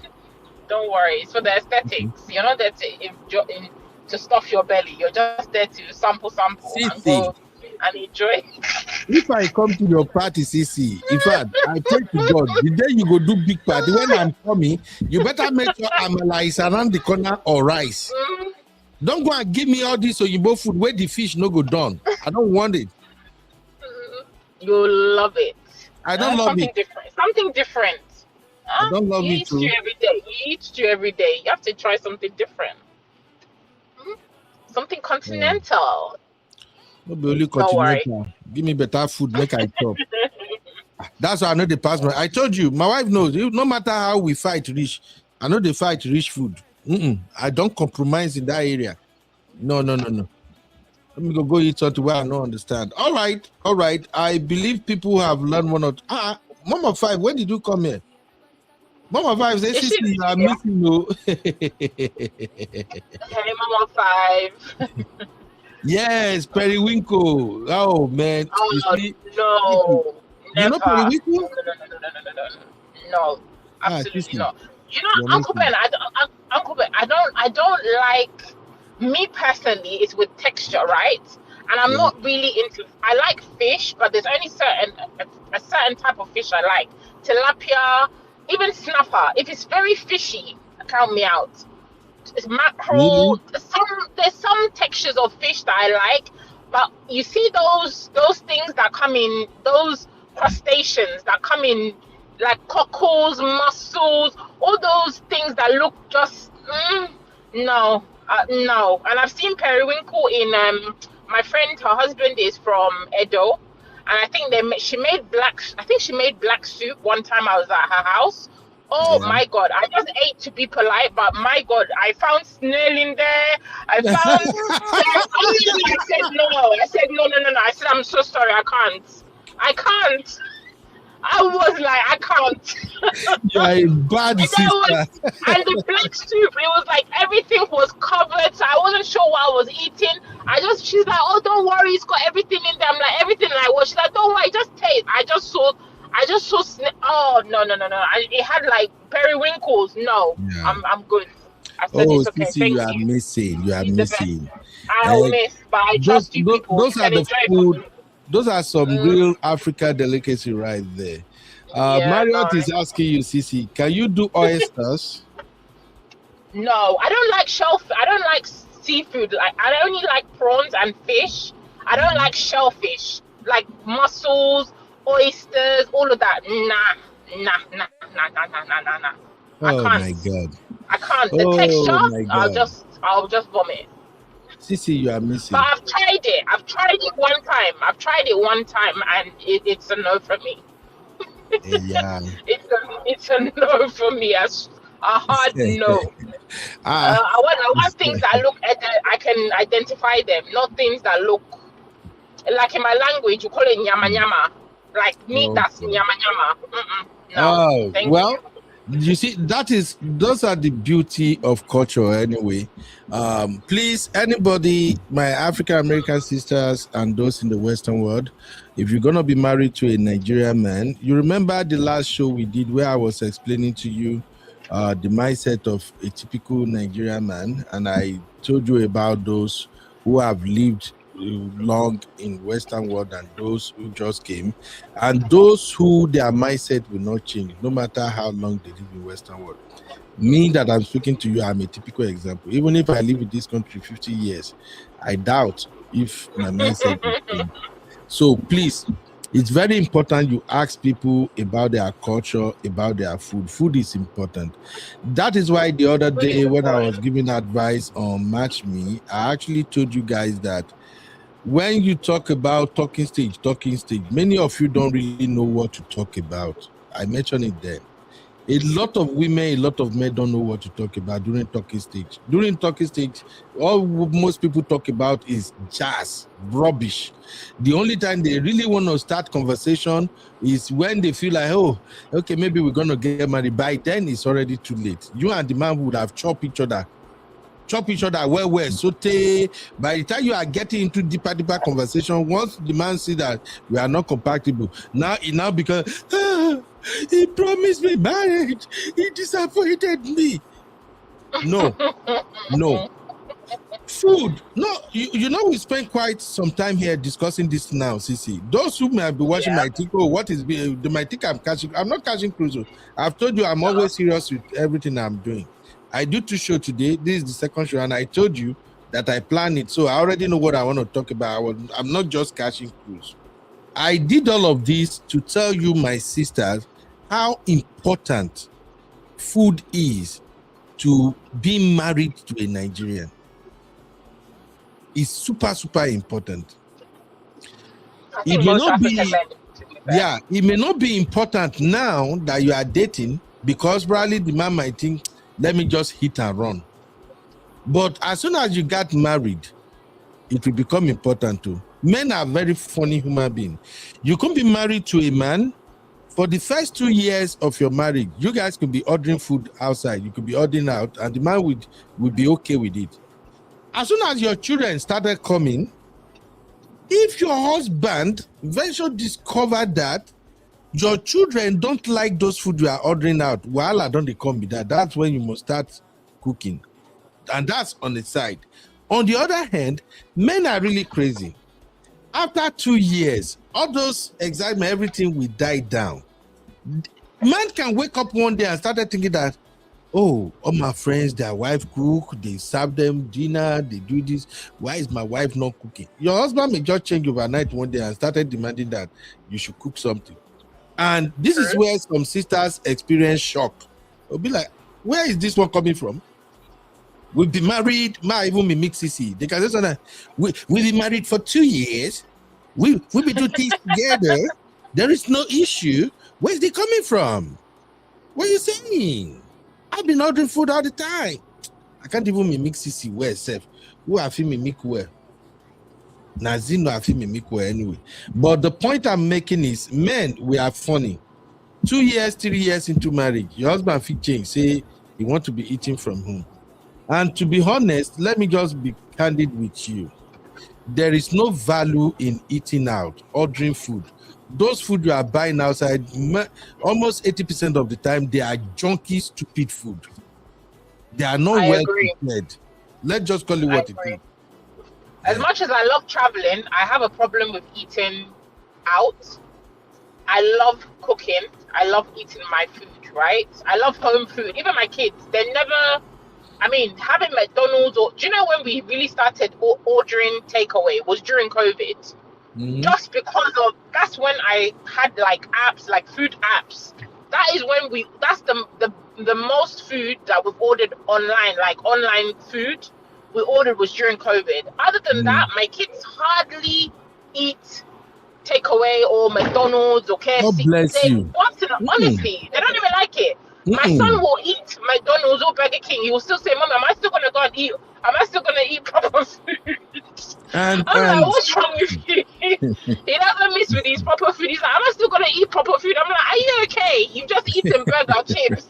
He's like, "No, I'm still hungry. I still want to eat proper food."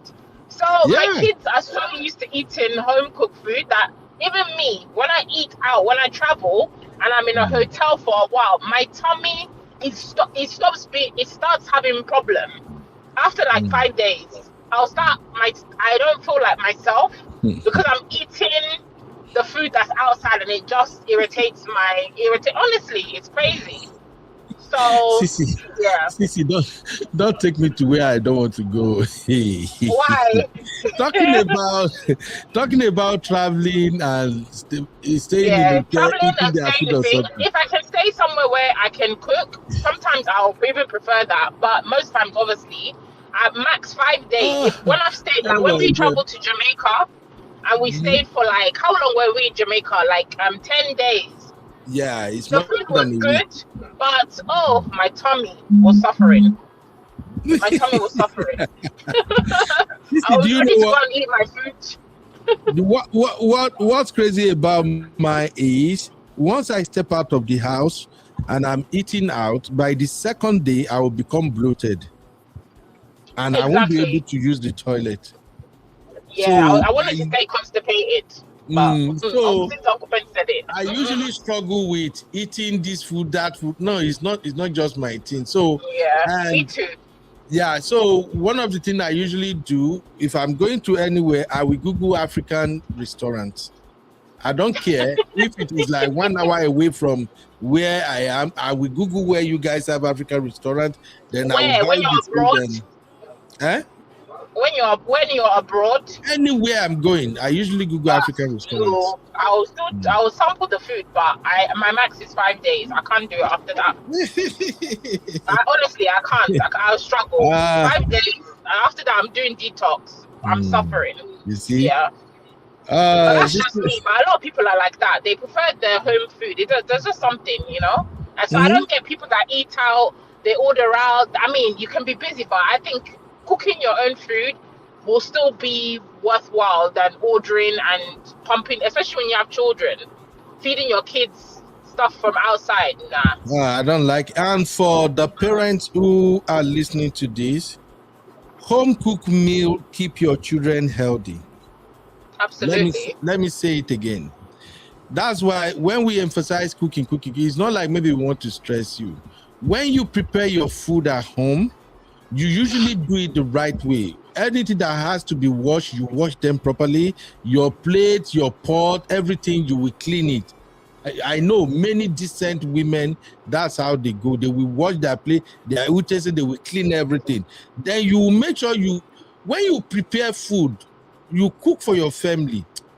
Your children will hardly go to hospital. I'm not saying they can be sick, but they will hardly have all this food poisoning, all this throw up today. No. No, many of the food you are eating from the restaurant are junks. Some of them, they are using items they've kept in the freezer for forever. You know? So please, especially African important. restaurants. I'm sorry, ethnic restaurants, they love to do that.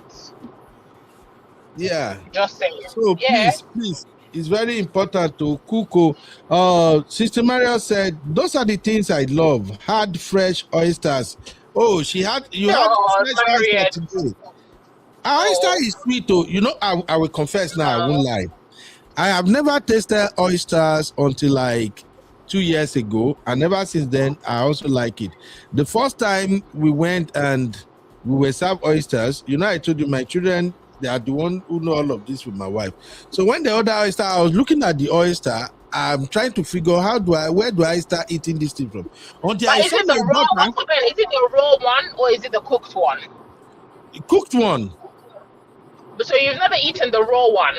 Why would I eat raw one? I don't know whether raw or cooked, but I think they cook it, yeah? Yeah, that's the proper one. The raw one is the proper one. They just open it, they put like vinegar with a bit of like onion, and then you just slurp it.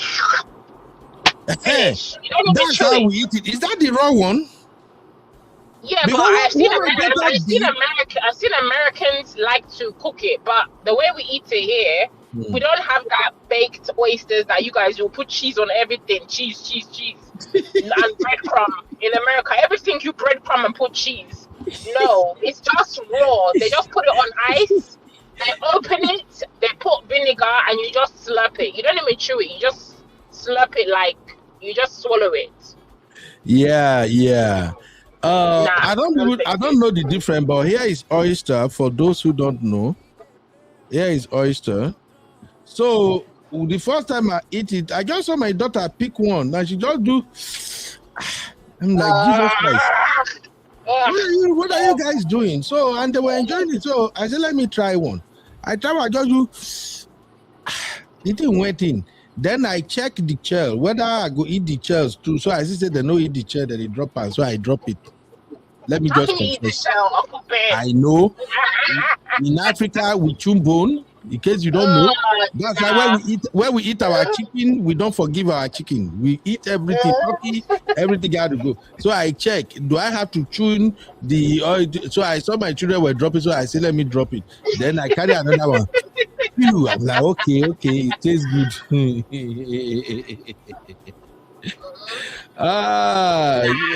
One thing about African food, we love to season oil. Exactly.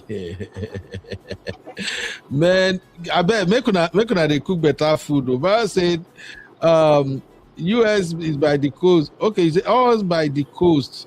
Be eating everything in the water. Okay. That's good. Vivian, how you doing? Vivian said, please leave Nigerian men alone because it's making other men from different countries to hate Nigerians. Please tell women from different countries marrying Nigerian men to stop. Why now? Why would I tell them to stop? They are loving Nigerian men. They're marrying us. Women are not marrying men. Men are marrying us. By the way, Vivian. They are loving Nigerian men, and Nigerian men are going for the sisters. Nigerian men are coming to us. They're loving us. Oh, Vivian, what's your problem? Vivian, no feel laugh. Don't start. Misty replied to her, say, you will feed me with fish. I love fish. Egusi soup is nice too, but I'm yet to try a variety of soup. Misty, you are missing. I wish you are around there. Make you they eat orish every day. Misty, why do you think I have only 1 pack instead of 6 pack? Misty, no, let me tell you what's up, man. Let me tell you.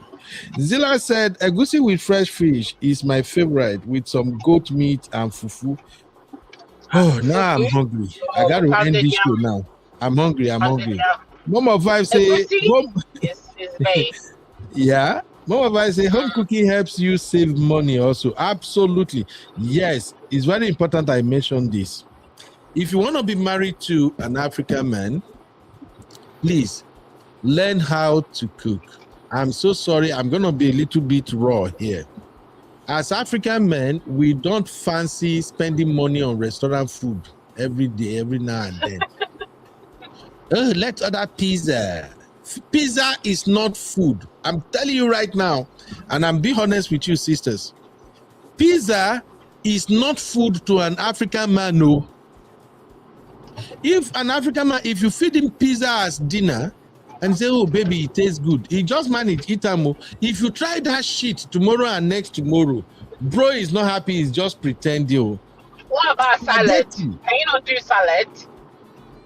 Salad? Like, baby, let's just have salad, you know. Or have you seen, Uncle Ben, have you seen this trend where I was watching this I don't know, what is it called? It's called girl dinners. I think ladies, maybe Abby can drop it in the chat. If Abby is here, I'm driving, so I'm not reading the chats, right? Girl dinners. So it'll be things like just random bits and bobs in your fridge. Like you might find cracker, you'll put cheese, you'll put chutney, you'll put pickle, you'll put ham, like a charcuterie board, right? And then you and your partner, you'll eat that and you'll go to bed. Hey, Sissy, I can see you really like trouble. Seriously, I see how you like trouble. Every time I will see what black women that are dating white men, they'll be doing this like, oh, we'll be doing a lazy dinner. And I'm thinking, lazy dinner? To me, I'll be pissed off if that was my dinner. No. It's okay. For people who are in interracial marriages, it's okay because, you know, of course, that's what they is. I'm just focusing on African. For instance, one time when we were doing all this weight loss routine or something, there was one time my wife was like, okay, babe, I think 1 week she will be doing salad every day and then mix everything and then fry salad every day. I even give her a credit, but I have to confess, we go eat the salad though. You are eating. We'll put sometimes I go add meat to join my own. Whatever they add, sometimes small rice can be on the side for evening meal. But as soon as everybody go to bed, I won't tell you what I do. Until my madam woke up in the morning one day, won't go walk. He can't look in food.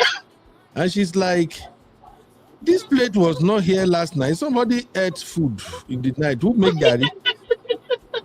I don't even behave like I hear. You cannot kill me with salad. It ain't gonna work. Salad is not food. Please. Sissy, take time. And don't try me with that spaghetti shit thing, kind of thing. Some women will cook spaghetti and they will call it food. Noodles, they call it food. Sister, noodles? Noodles, whatever you call it. Or Indomie. Indomie. Those are not food. Those are not food. Please, I'm begging you. I am begging on behalf of my brothers. Quick snack. No. Don't even give us all those nonsense. I agree. I'm like you, Uncle Ben. I love food. I like proper food. So if you're gonna give me food, give me proper food. Don't give me baby food. What is that be saying here now? I need to be satisfied. What is that be saying? What is that be saying now? You eat oysters, but refuse to lick plate. Abby, Uncle Ben, I was gonna say, should I spoil oysters for you? I said, if you can eat oysters, then you can definitely lick plates. But I didn't want to say, Abby said it for me. Wow, Abby, we're thinking the same. Abby's bad. I was literally thinking that, but I said, let me leave Uncle Ben. Abby, both of you are terrible sisters. I desister both of you. I have never met both of you before. Our path has never crossed. Yeah, if you can eat oyster, you can lick plates. Come on now. Ooh, this Sister Benedicta is making me really, really hungry. I'm famished right now. Sister Benedicta, can you please stop dropping all this food thing? We do stew with intestine. Tinu Eron. That's the one we call Tinu Eron. Sissy, when you get to my brother's place, tell my brother say he wants you to prepare some food with Tinu Eron. Tinu Eron. No. We ask you where did you learn that? Do you know Tinu Eron? You know what it means? The intestine. Roundabout. Yeah, now you're talking. No, you're talking. Yeah, no, we're not. We're not having those. We're not having those. We're not eating those Oh my offals. God. Oh my God. Oh my We're God. not. I'm sorry. It's a no. You say you see Abby. Oh Abby say, God, please leave me. We have an understanding, and I'm lucky. You are lucky, oh. You are lucky. You I'm did not lucky. My man mean. doesn't. Yeah, no, I'm lucky that the man that I have. The man that I have, he's not. He doesn't care. My man likes salmon. He likes even meat. He's not really a meat eater like that. He loves his fish. He loves his, proteins that are just okay. He's not really big on all those proteins like snails. If he has it, it's fine. If he doesn't, it's not his favorite. It's not his go-to. So I'm You are lucky. grateful. God gave me the man because I can't deal with a man that will want all this. Don't worry, Sissy. Obstacles. No, thank you. Sissy. The only food I can do is shaki. I can do shaki, yes. But no, Sissy, the rest. Just give my brother the phone one day. Let me talk to my brother. You will see my brother. You will talk to him. I will tell my brother, your first job is to feed him. You want to start problem? He's No well problem. fed. No problem. What's problem? Your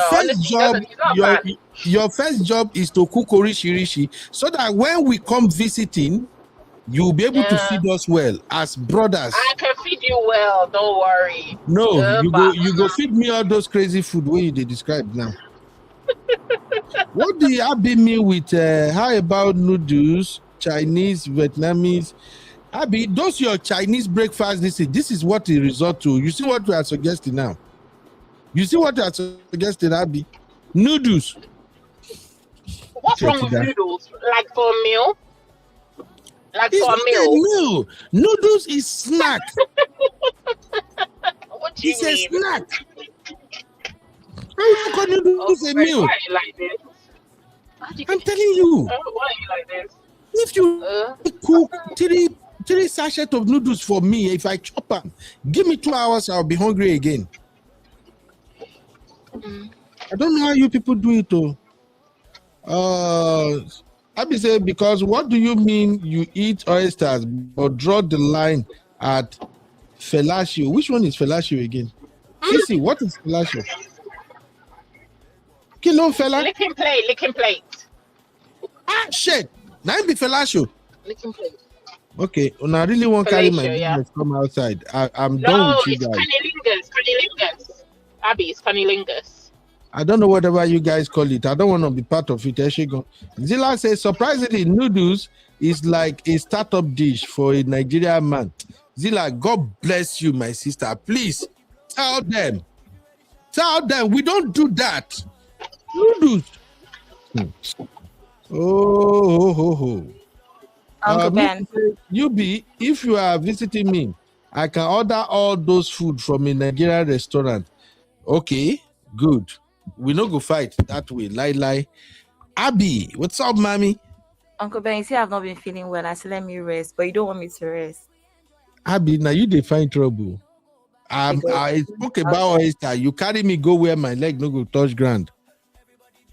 And please, ladies, if you happen to find love and it's a Nigerian man, make sure when you are having your talkie stage, ask him, do you subscribe to Licking Plate? I know one will allow. I have my reason, no. I know one will allow. It's not all Nigerian men that subscribe to Plate Licking, no. Make everybody carry their plate, go where they won't carry go. Abby, how are you doing today, Mama? I hope you're feeling better. Hi, Sissy. I'm okay. That's Uncle Ben. Yeah, don't mind Sissy. Sissy, can't take. Hey, Abby, my love. Sorry to hear you're not well. Thank you. Uncle Ben, what do you have against noodles? It's not food, Abby. It doesn't have to be Indomie. Is it because you're thinking about Indomie? We have rice noodles, we have Vietnamese noodles, we have Chinese noodles, we have egg noodles. Like I said, I make some sort of Nigerian style pho every time that I'm unwell. Because it's not every day yam or plantain in your pepper soup. And it actually is very, very nice for when you're actually unwell with the cold and everything. Basically, pepper soup and noodles, rice noodles in it with orishi and plenty pepper. Abby, let me show you something. No, How's make I that? make pepper. You're thinking of secondary school noodles. That's why you're stuck. You have a really nice Abby, noodles is with this not what we are talking about? Chinese noodle, kiniko noodles, kiniko. Look for Is nice it not ones. everything here? Look for the nice looking one. All these ones are making it look bad. Abby, See that one that you just crossed without plenty which one? You want up with two like This one? nicely boiled eggs. Up, go up. See that one on your right, far right with the This one? Yeah, that one looks Or nice. this one here? Yeah, that one looks This one? Nice. Yes, this looks nice. Abby, when we talk about feeding a Nigerian man, this is not food. Okay, Ben, do you know the one thing I loved about growing up in my mother's house? Mm-hmm. The one thing I loved growing up in my mother's house was the very first time I knew about Chinese food was at home. The very first time I knew about Indian food was at home.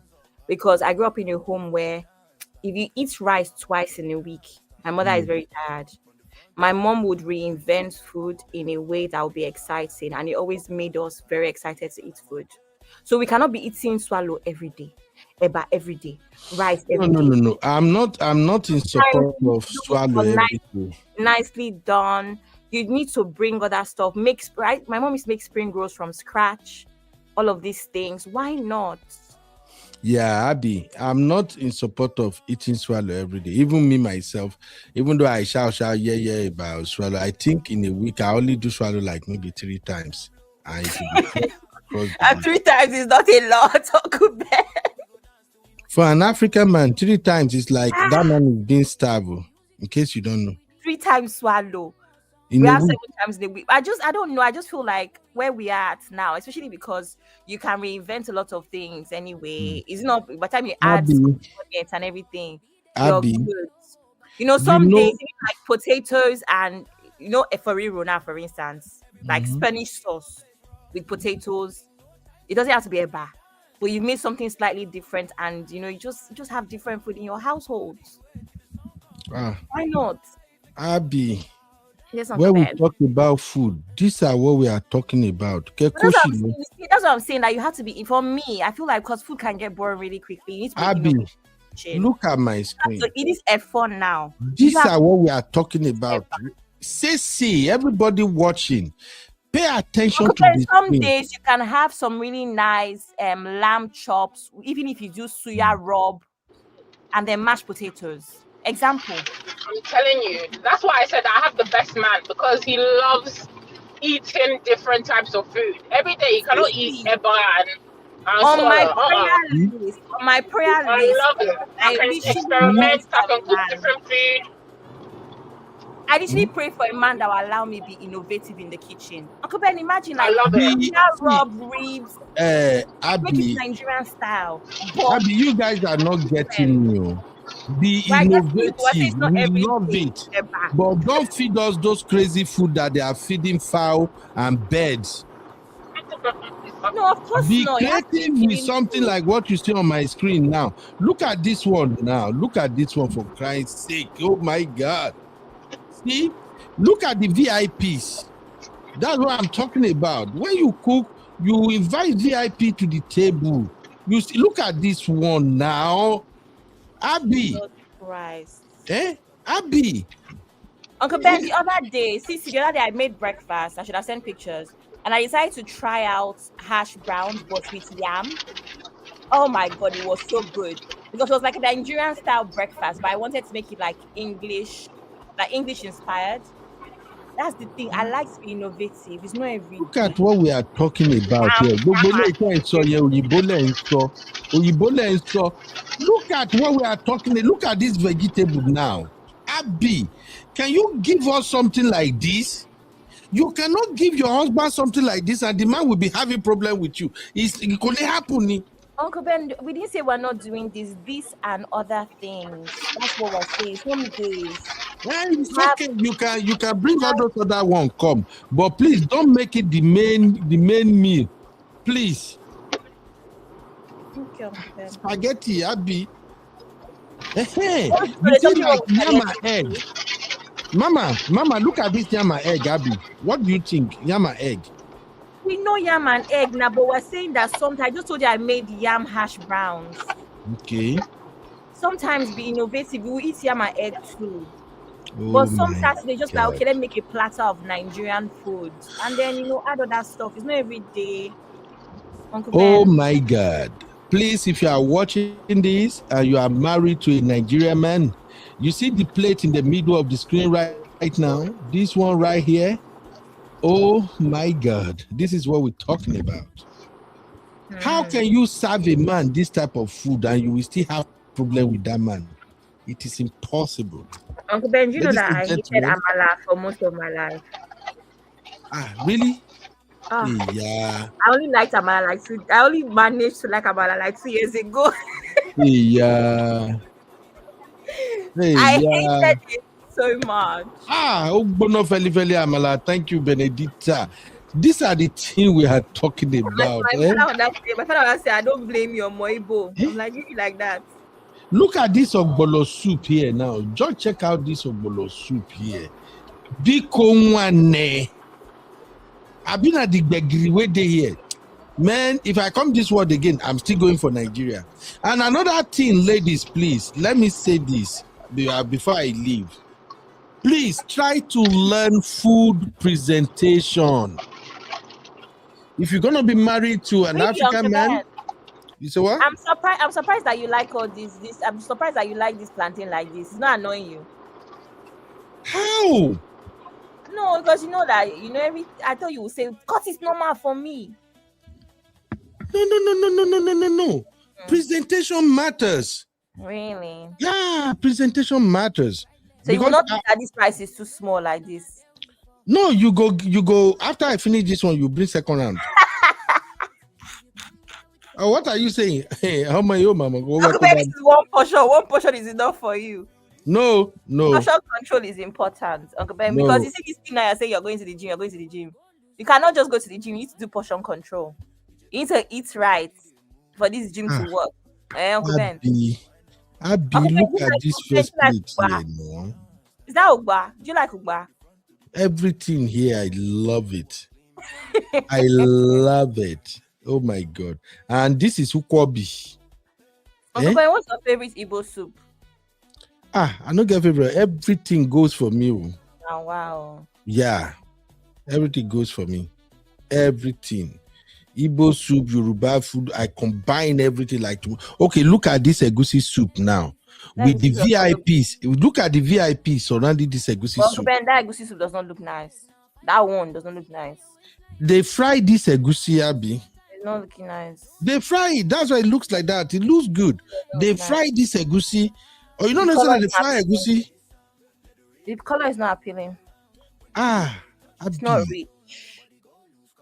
Oh my God. These are the things we're talking about. See fish. Abby, if you are talking about varieties, now the kind of varieties where I want to make you they talk about be this. See fish. See small chop. Of course, look at Sanatsu. It's Sanatsu or her soup.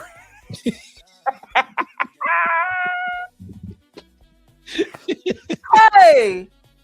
Sanatsu has come again with this or soup. Oh my God. All right. I got to go. Thank you for hanging out with me. But please, even though I'm joking, thank you, my Abijari. Thank you, Sisi, everybody. Even though I was joking on most part of the show, please let's not forget the message here. I am reviewing the video I made 1 year ago because that video has over 400 comments. And it was a video I made where I said, Black American women should leave Nigerian men alone if they can't understand about 6 or 7 items about Nigerian men. And for those who just joined, who might not know what I emphasize, in that video, I made reference to about 7 items and people were responding to it. I spoke about the fact that if you are getting married to an African man or a Nigerian man in particular, Nigerian men love their parents, especially their mom. They don't play with their mom. So please, you have to know that and know peace. Don't be in competition with their mom. It won't be in your favor. Don't try to say, you know, I'm your wife now, I should be your number one. No. And like I said on today's show, both the mom and the wife, both of them are number one. You are number one to your husband, and his mom is also number one to him. But the problem is, you are number one in terms of companionship, in terms of being his wife, in terms of being his love and everything, while the mom has always been there. And I also mentioned the fact that as a woman, don't ever fall into that temptation of saying, oh, I want to marry a man that doesn't have a mom. I can't stand it. I can't stand all these mother-in-laws.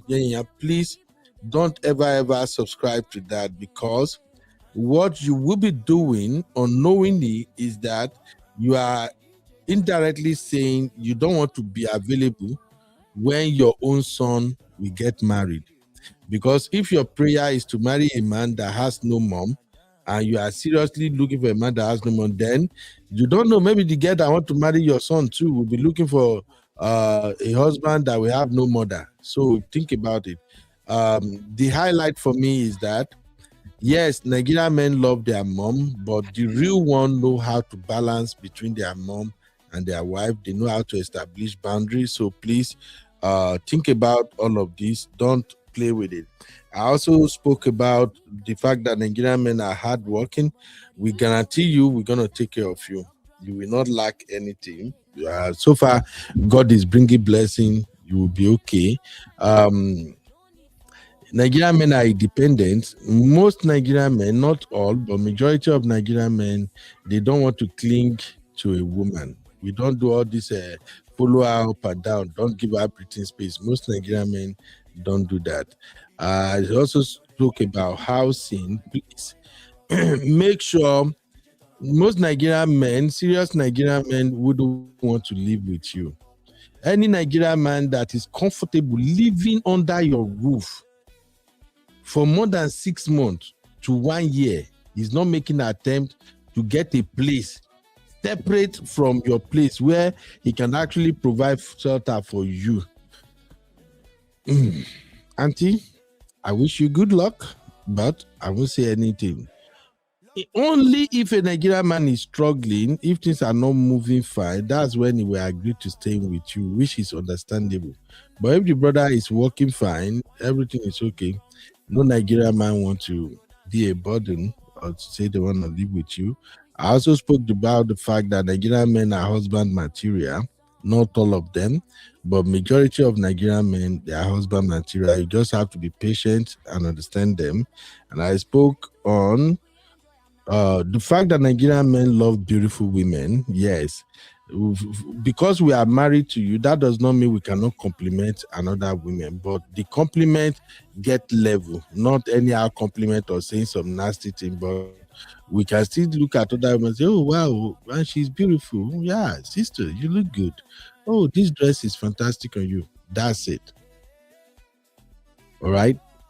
They are not cheaters. This lady interpreted it to mean cheaters. Well, number 7, Nigerian married men mostly don't leave their wife home. Some will leave, but the vast majority of Nigerian men will not leave their wives. So if they toast you and you agree, and then you guys are doing kerewa, don't lose guard. Don't think, he loves me, he's gonna leave his wife and marry me. Shit. Nigerian men don't do shit. They will just chop, run, go back to their wife. Okay. Even some will want to keep you as a side chick and also keep their wife. So people were responding to that. I've gone through almost 60 comments today. Maybe tomorrow or another time, I'll go through the rest of the comment. And after that, we spoke about food. Please, if you are married to a Nigerian man, food is a big deal to us. We know they take and play. Learn how to cook our food. Now, not all Nigerian men will pressurize you about cooking. Some of them, they're not really that big. If they grow up in Western world, some are not really that big about cooking. And we have many Nigerian men that are great cooks too. Oh, they cook amazingly. So if you are lucky to marry to that kind of man, don't worry yourself about cooking. Some of them don't really bother. Weekend they can just cook and you dish it into preservative container, and that's it. But if you are married to the one who cannot really cook everything that they want to eat, people like me, please, you have to learn how to cook. It's important. And also I emphasize the fact that you must know the culture. Make sure you know the culture of whoever you are dealing with as an African man. Okay, find out about their uniqueness, what they like, what they don't like. All right, please don't joke with all of this. And lastly, cooking promotes health. It promotes good health. If you are a woman who like to buy food out, you order pizza, you order, it's not good. Most time you are eating junks. Because those food may be expensive, because most time you are eating junk. The food, there is no way you will prepare a food that you're going to eat yourself, that you are not going to take care of your own hygiene, as well as take care of the environment where you prepare the meal. Many of the restaurant food you are eating, if peradventure there is a camera that you can actually get to see under what conditions some of those food are prepared, you will never eat them again. Thank you for being part of today's show. Auntie Yvette, thank you. Misty, God bless you. Sister Benedicta, thank you very much. Even though you they make me salivate, you just describe all those rich food. You want my wrong go back to Nigeria, but I appreciate you, my sister. God bless you for all the contributions. My Misty, my one and only Misty. Thank you so much, Misty. Thanks for hanging out with me. And of course, I have to give a big shout out to my Bagavad, Sister Marriott, Zilla. Oh, come on. You guys just make the show so sweet today. Thank you very, very much. And my own baby girl, Abby, my sugar baby, sugar wahala, troublemaker, bass cheerleader, Gen Z president. Abby, thank you, mama. I know say if not regular you, I go don't drag you come inside since, but I don't want to stress you. The wahala too much where I don't give you these few days. If you want to reach out to me, if you want to be part of our Match Me, maybe you have sister, brother who are interested in finding love, just DM me on IG. I will send the link to our form, fill the form, then I will schedule a one-on-one meeting with you. I've been meeting people who applied already, so I will schedule a one-on-one meeting on Zoom. You will see me, I will see you. We will talk, and like I said, the meeting is fun. There is nothing serious. It's just for me to get to see you, to know that, okay, this lady is actually who she said she is. That's all. And then we're going to go into some background. I just need to understand where you are at the moment, okay? And any question I will ask you is based on the information you supply on the form. I'm happy so far so good. There are few people that I've been able to schedule meeting with, and then we meet. I'm happy with what I saw so far. These are beautiful people. These are nice people. So if I have not texted you or call you, don't worry. It's because I'm going according to the way people fill the form. But I will definitely text you. I will text you from the studio number. So please save this number, or you can even text me yourself. You can send message to this number. If you want the link to the Match Me form, send a message to this number on WhatsApp or direct message. I will send the link back to you, or DM me on Instagram. And if you're watching right now, if you want quick access to the form, this is the link to the form. It's a Google form, a very simple form. So please fill the form, and then we will get in touch with you. Thank you, everybody, for being here today. Tomorrow we will examine some of the trendy issue.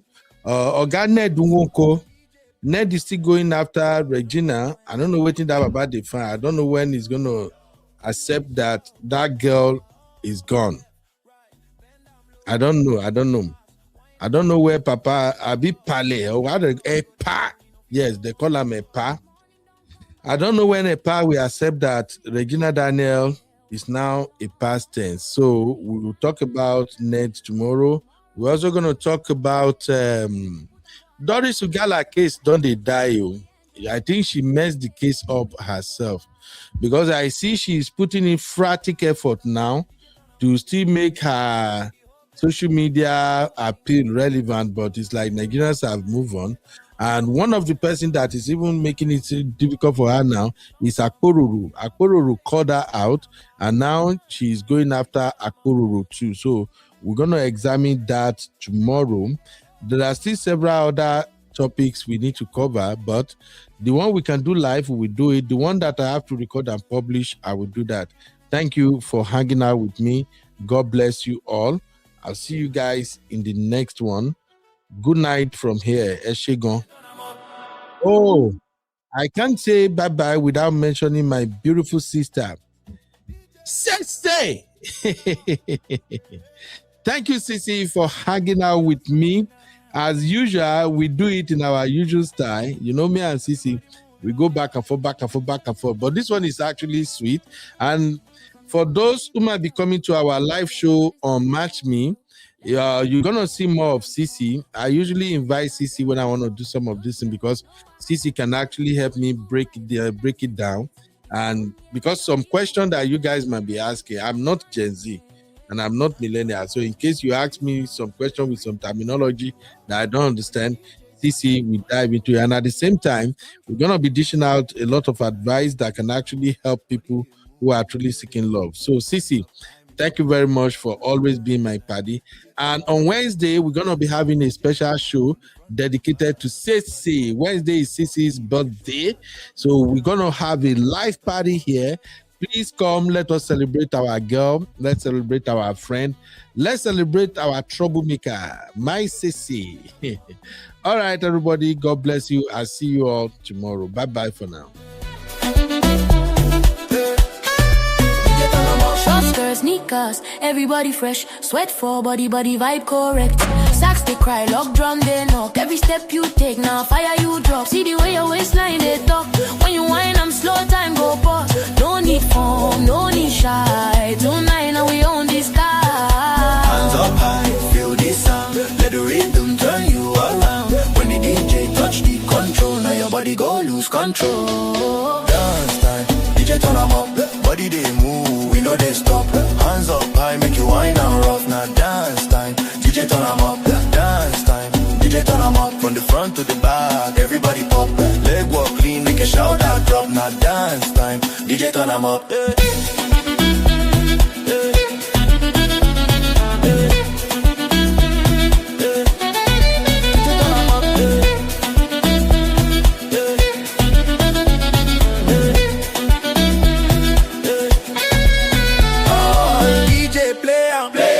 Lock drum.